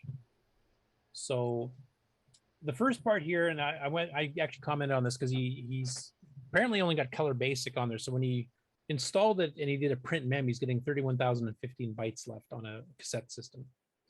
And he was kind of confused by that because most of the places he's seen when people are telling you to make sure your 32K or upgrade works is it'll give you 24,000, whatever it is.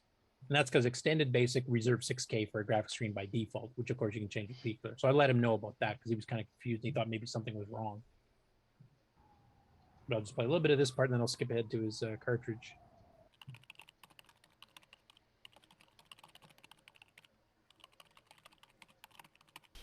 Hello everyone and welcome to another episode. Too loud? I think it's going to be a short one, which I'm going to call the CoCo 2 Part 2.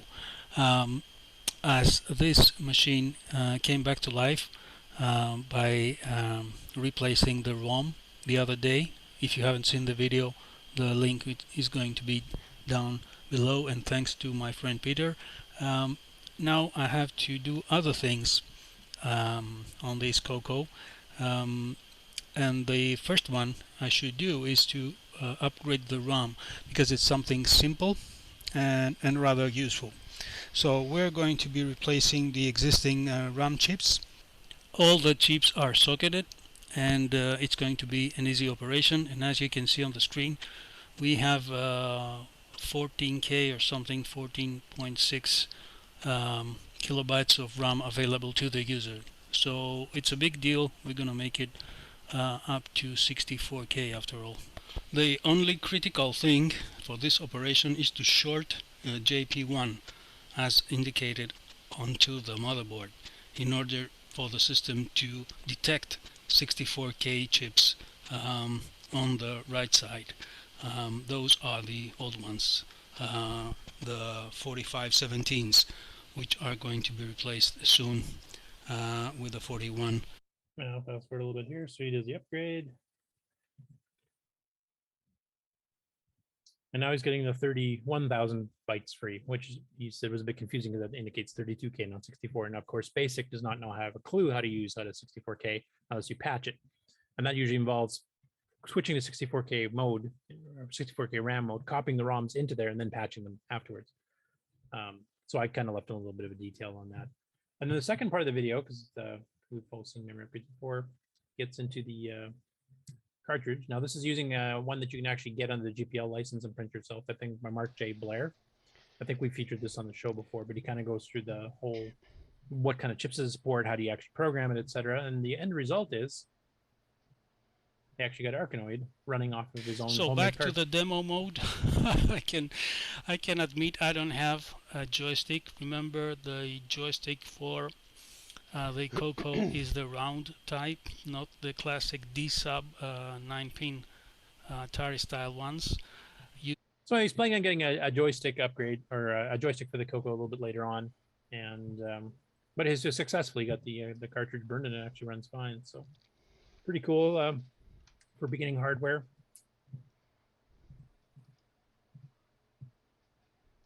Next up after that, and Grant, you can talk probably a little bit this too, because we were actually getting Steve to demo this on our test stream last night. But basically, he's been working with Ron Klein on testing the CoCo Pi, which now has X Windows built in, so you can actually run multiple things at once, including, say, an MC10 plus VCC plus, or OVCC, I should say, plus XROR or MAME, etc., to run, the MC10, Dragons, CoCos, etc., on your emulations. And he goes through the some of the design changes. Like now, he put us in a video earlier in the week of some requested changes he'd like to see in the MC10, because the MC10, basically with the MCX 128 ROM cart, or DriveWire, Pi drive, or what is it called in MC10? That's a different name for this DriveWire style server. I can't remember off the top of my head. EMCE. Right. Thank you. But he found it a bit difficult because Jim Gerrie has wrote so darn many programs that you have to wade through hundreds and hundreds of them trying to find anything. And he was wondering if there's some ways to simplify this. And he kind of wondered out loud in the video earlier in the week. And a couple of days later, Ron had already sent up a patch version of it to address some of those concerns. So Stevie said to play just the second video, which is kind of showing the result change. You can see the advancements on the MC10. It's about 3.5 minutes, so I'll just play it and let Stevie speak for himself. And if he happens to be listening to this and wants to pop on for any further commentary, you got 3.5 minutes to do it.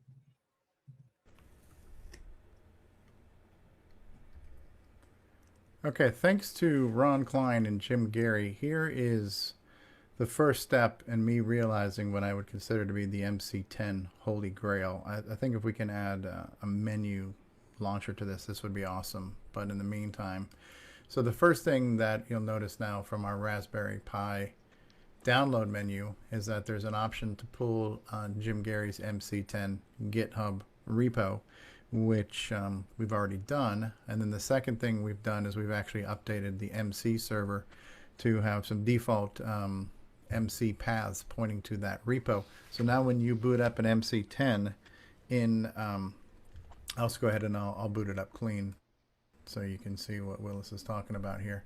But if I go ahead and I boot up the MC10 128 with MCX Basic, and I choose option 1, which is MCX Basic without being too big, as soon as I type in dir, we've got everything here.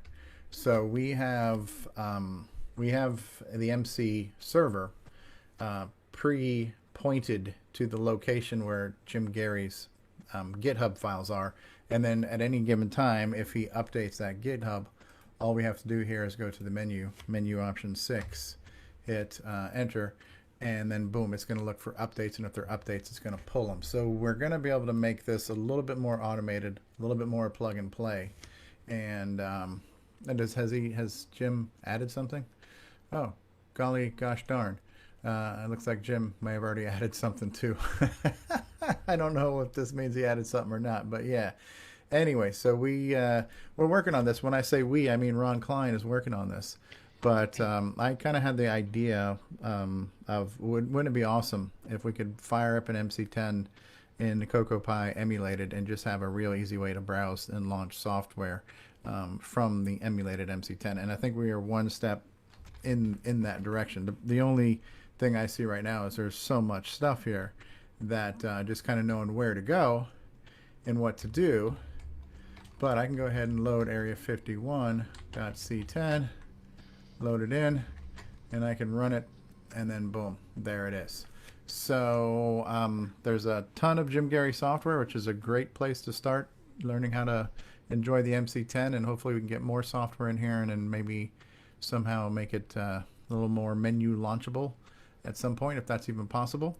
But good progress. Thanks, Jim, for pointing Ron Klein in the right direction, and thanks, Ron Klein, for getting this implemented so quickly. I'm really excited about where the latest Cocoa Pi image, what it's going to be able to do for us, and I'd really love to see some more MC10 goodies in this image, just to get more people having a quick and easy way to kind of pick up and play with the MC10 and see what it's all about and check out all the software for it. So hopefully you like this preview, and for the creative minds out there who both know of software libraries and also can maybe help us figure out a way to launch a menu. I don't know if these menus work over the serial protocol versus the disk protocol, but a menu launcher would be super cool and super helpful to someone out there. Like I know Darren Ottery and Robert Sieg had done that. If you guys can put your thinking caps on and help us find a way to make this like a CoCo SDC Explorer experience for MC10 software, that would be freaking awesome.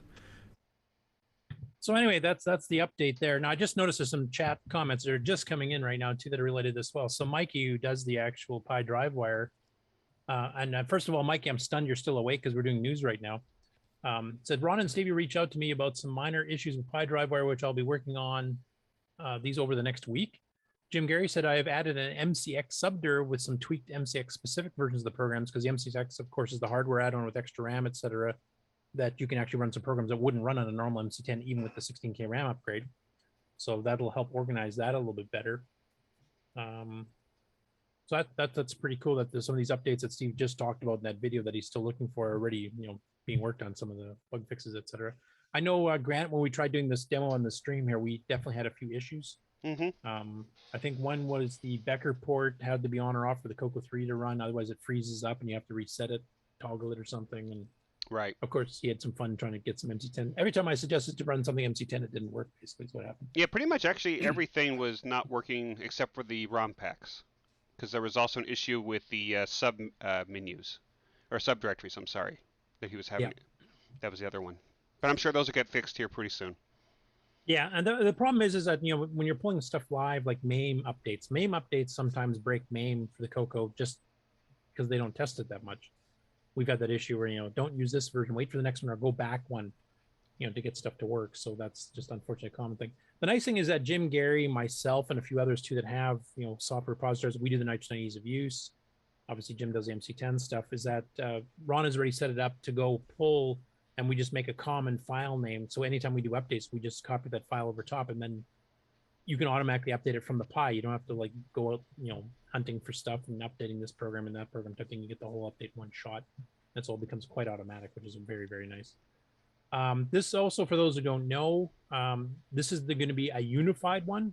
So originally you needed a version for the Pi3, you need a version for the Pi4, you need a version for the Pi400.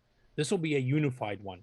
So this will be one common thing you download and install that'll run in all three of those, Pi3, Pi4, Pi400. Obviously the speed differences, if you want to run like 3 virtual machines at once, would work better on the later hardware like a Pi4 or Pi400 because they're faster machines to begin with. But you'll be able to run this without changes, basically, or very minor changes of like, settings or config stuff from any of those 3 platforms. And they're hoping to get this out sometime by the end of August. That's not a firm guarantee, but somewhere in that ballpark. And then any of you that have Pis or are interested in getting a Pis, then you want to get something all preset up to do all the CoCo stuff. CoCo 1, 2, 3, Dragon 32, Dragon 64, Dragon 200, MC10, MC10 with the MCX 128, etc. With and without Pi drive wire and a bunch of other things, this will be your go-to package to get it all in one shot. So definitely looking forward to it. I'm glad that they're actively working on it, and bugs are getting fixed as we go. Yep, we'll make a big announcement and a demo on the show here once it's released. Go ahead. Yeah, I'm thinking Stevie said something, maybe a possible release in August or September, I think is what he said. So let's hope that's the case. Okay, cool. And for you MC10 fans that want to try the Thor BBS, there is a Pi drive wire terminal for MC10 as well that works over that MC protocol. Oh, cool. Not ANSI, I'm presuming. That would probably be ASCII. Yeah, I don't remember. I know I booted it and got it working, but I think I was just hitting plain text, so I didn't test the ANSI stuff. Okay. So that's a cool bit of MC10 news this week, in addition to all of Jim Gerrie's mega game releases. Next up, we're getting into the Dragon stuff here. We got a couple stories here. So the first one in the Dragon Facebook group, Stephen Goodwin has announced a book launch of a book called 20 Go to 10 Retro Computing by Numbers.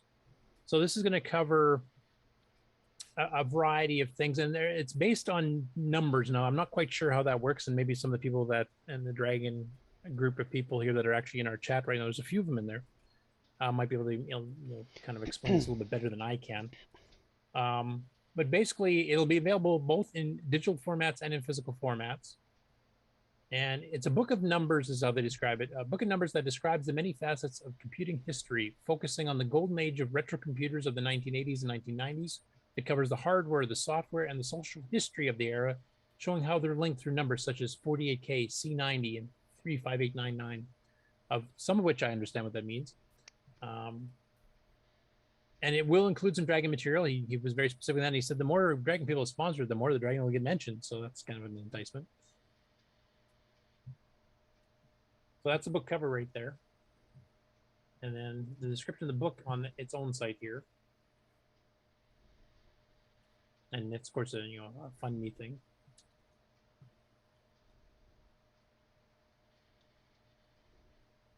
And the different prices if you want the physical printed book, if you want the digital download version of the book, if you want a hardback versus a cover one, paper cover. Some include some games included with it as well. Anyway, it looks like a pretty interesting book. I don't know how many people in the chat here might actually know more specifics about it, but I'd be curious to see what they think about it.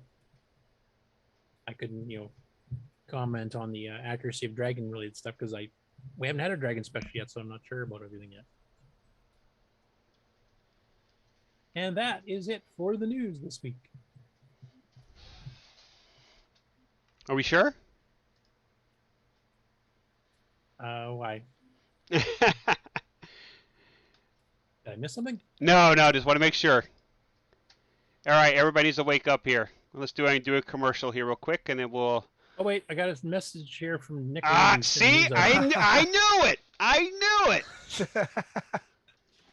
Sorry about that. Okay, so what is this, Nick? This is a joke. You wasted my time for a joke. Well, I thought people would get a good laugh. Okay, well, share the screen. And I'll let you explain it because I have no idea what this is. I don't even know what it's all about. It's a joke. Okay, it's in eBay something. Oh, yeah. This is the one I shared in Discord. Oh, you've already... Yeah, that's right. I came across this. Yeah, I came across it on eBay. And I'm like, wow, you're making a lot of money off of this, Nick.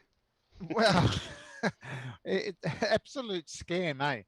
$250 for a well, under $20 program back in the day. But that's funny. It says rare game. Rare. You can I see several errors here. One, it's not that rare. Yeah. Two, it doesn't require a 512K CoCo 3. It just needs not that one. No. I know. It's $250 and postage is another 24. Is that the original baggie? No, that was one I did later on because it's on disc. So this is a version that I probably made for way back when I did PenFest. So this was a copy I had selling at PenFest. But yeah, it wasn't $249. Yeah, because this actually has the Radio Shack catalog number, so this is the original. Oh yeah, it's still it's the original. It's one of the original color packages because I had a lot of those made like excess. So I packaged it that way, but they were sold on cassette in Tandy. So this was a disc version I made to sell at the fest. Oh, so it is rare.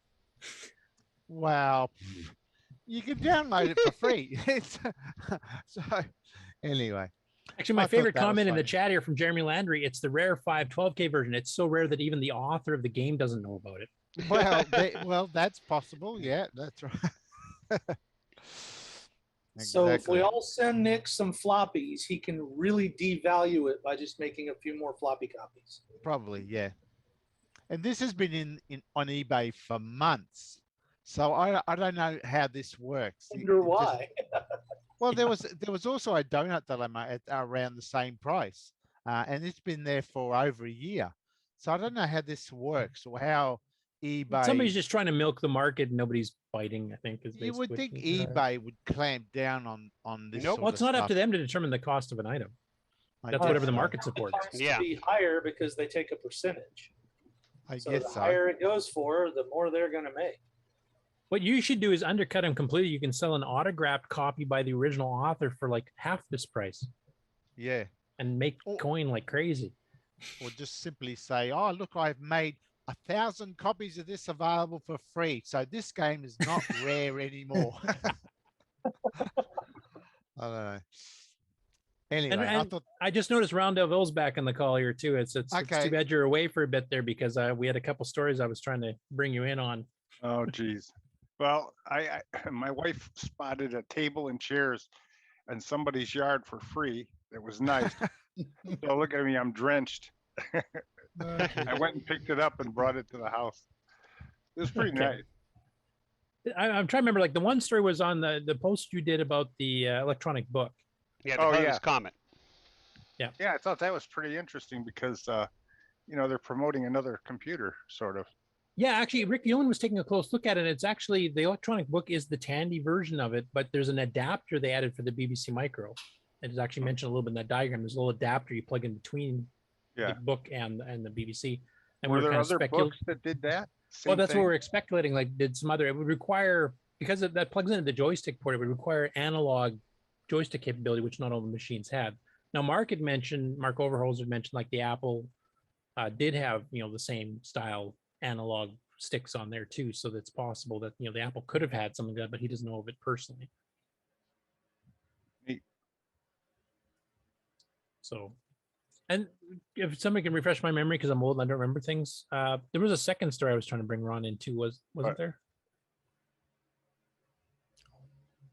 I can't remember what it was. Yeah, there was, but I don't remember what it was.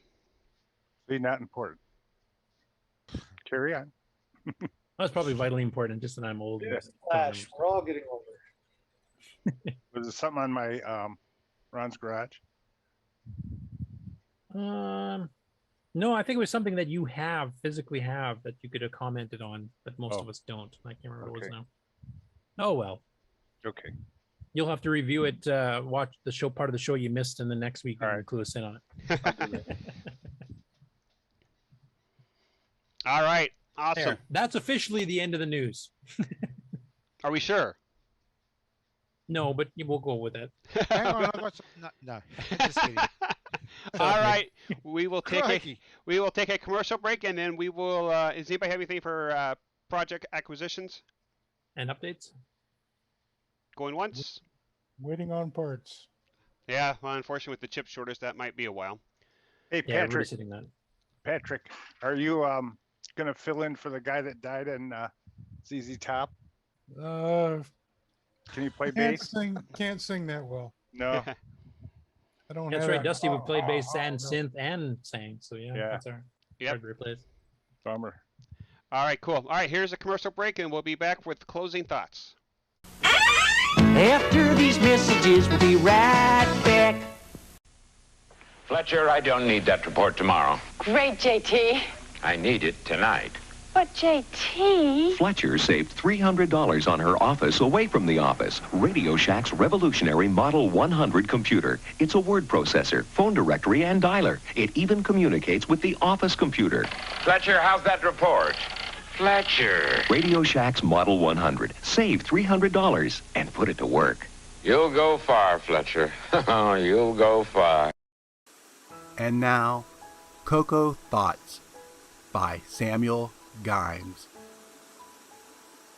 On holidays, Uncle JT would entertain us with stories of his business conquests and his assistant who would meet any deadline that he imposed, no matter how ridiculous. Well, until she shot him in the face, that is.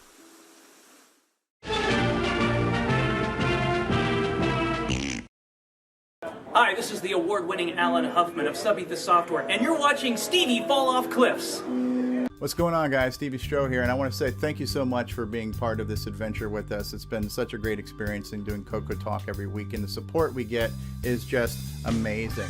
And so the fact that you watch and listen is all the reward that we need. However, if you would like to become a patron of the show and offer some financial assistance towards the production and hosting costs of the show, we do have a Patreon site available for that, and you can reach that by going to our website at CoCoTalk.live and clicking on the Patreon link.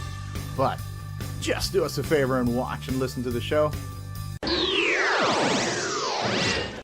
there, I'm Marco Rolzer, and you're watching CoCoTALK.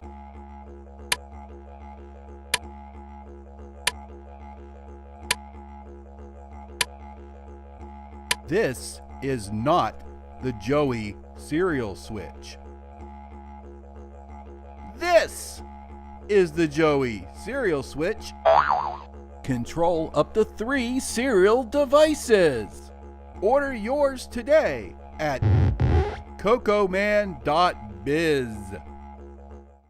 Radio Shack, America's technology store. Right! This Christmas, Tandy has a very special offer. A family color computer pack to take away at a very special price.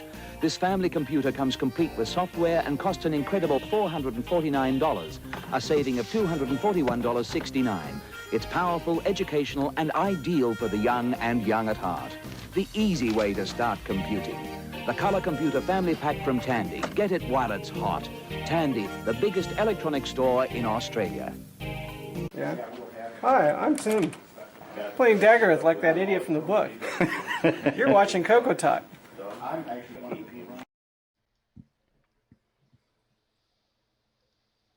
All right. Well, we are now at the end of the show. Does anybody have? Are you ready? Whose favorite part? That'd be Nick's favorite part. He's ready to go back to sleep. He's ready to take a snap again. Crikey. All right. Anybody have any closing thoughts or announcements or anything we should make before we push the button? Get your questions ready about the Dragon for the August 14th show. That's going to be a monster show. It's going to be awesome. We have a ton of guests. We have guests that will be coming back later on to get more detail. There's new hardware, new software, old hardware, old software. You know, the whole European market. The Amigos are going to be guesting on a Segway segment at the beginning of the Game On Challenge. We'll be doing Dragon-specific games for 2 weeks in a row, too, as part of the Game On Challenge as well. Have we thought about going on earlier? Because this is going to be oriented towards England. I mean, we've already switched to an hour earlier than we were before, so I don't know if we need to go earlier yet. Because you say it might go hours, right? Yep. Yeah, but these guys, well, I mean, every show might go hours, but these guys are the pub crawlers, though, right, Curtis? They stay up late. Yeah, I think potentially, especially after hanging out with us for part of a day, they probably want to hit a pub. So. Hey, now, if it's going to be a Dragon special, are we going to have appropriate fire prevention, on hand just in case? But we really can't because the whole show's a dumpster fire, so we're kind of at odds with that. Well, dragons breathe fire, right? So we're already wearing asbestos underwear. Oh, jeez. Yeah, and Ron just wore his shirt into the shower, it looks like, too. Yeah. Anyway, it's going to be an awesome show. We'll be doing briefer, because we have so many guests. There's going to be like 10 to 15-minute segments of them, talking about whatever they wanted to talk about. That's not going to happen.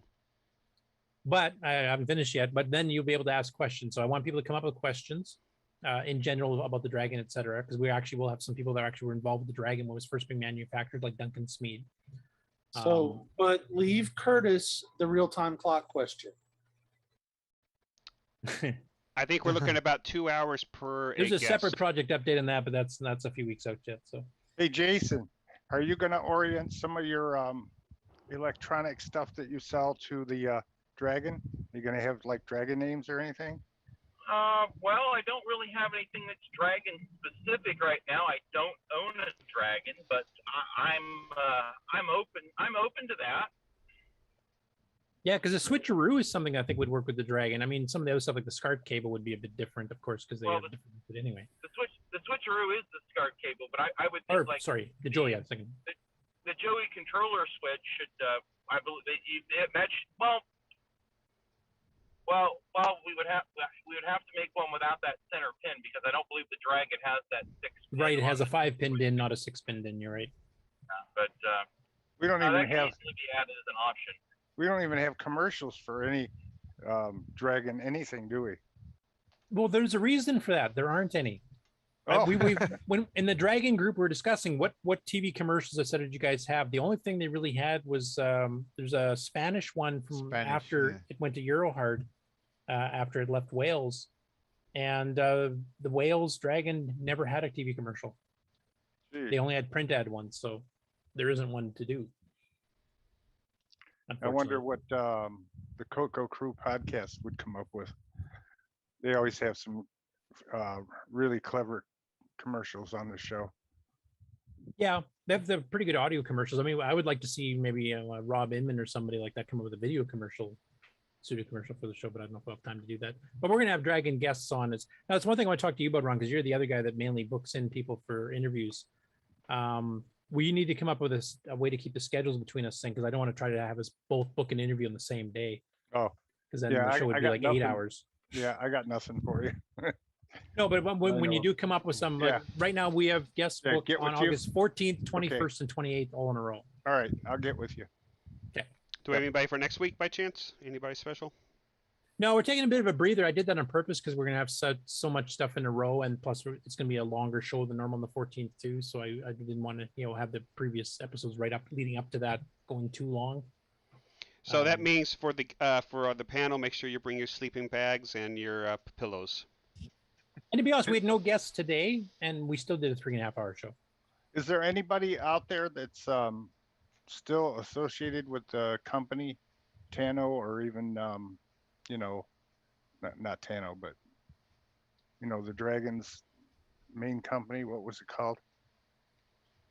I thought you were just asking in general if anyone was no, I mean, after the show. Are there any people left that? Well, Duncan Smee that I mentioned before, he's the guy that actually ported the ROMs from Microsoft over to the Dragon specific hardware. Okay. And he's one of the guests on the Dragon show, so he was in at Ground Zero. It's funny too because there's so many active people in the Dragon, like Para and Kieran and a bunch of others that are actually actively still doing stuff hardware, software, John Whitworth, etc. And when we invited Duncan, he said, I kind of feel like an imposter on here because I haven't touched the Dragon in years. And I'm going, well, that's not really the reason we're having on here. You were there working for them when they started. That's right. Yeah. Where else are you gonna get that perspective from? I mean, he's done some public talks, and I think he's even got a book or something that kind of mentions it. But we can get some of the behind the scenes stuff that may have never been revealed before, if we can figure out the right questions to ask. So I'm really looking forward to that. I don't have any project acquisitions and updates other than that. Does anybody else? Nope. When did the Dragon actually get delivered or come out? August of '82, I think. In comparison to the CoCo 1? Well, the CoCo 1 was announced in end of July of 1980. Went on sale a couple months later. The Dragon actually was on sale at its announcement date in August of 1982. Okay. Dragon 32, that is. 64, I think, was the following year. All right, awesome. All right, if nothing else, I will go ahead and do the outro. Yep, and I'll get caught up watching all those videos. Go ahead, Jason. Oh, he. Push the button, Frank. All right, pushing the button.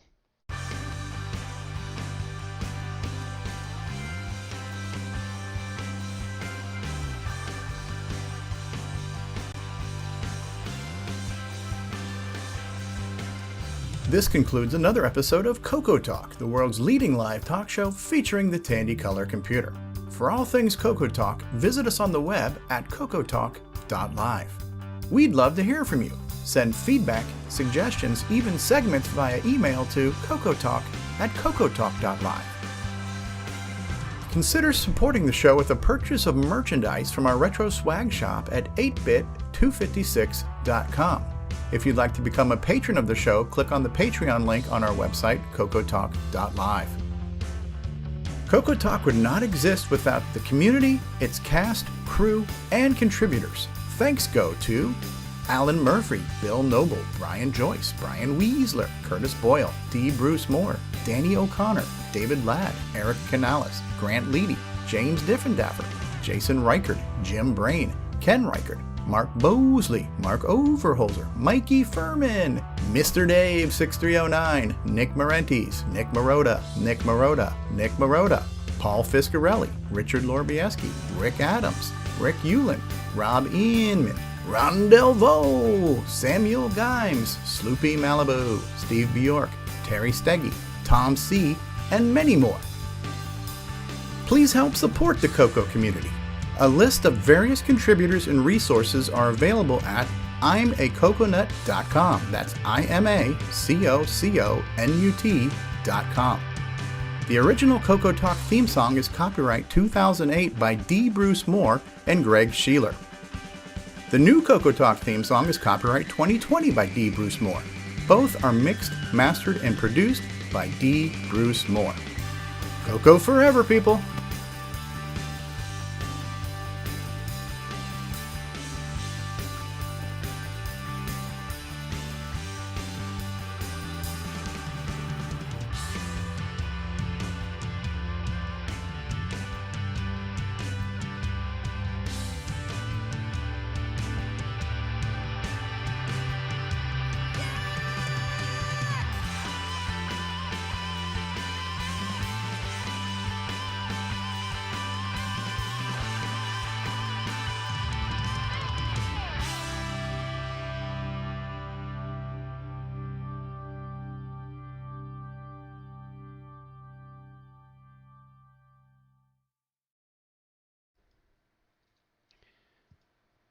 All right, we are now back.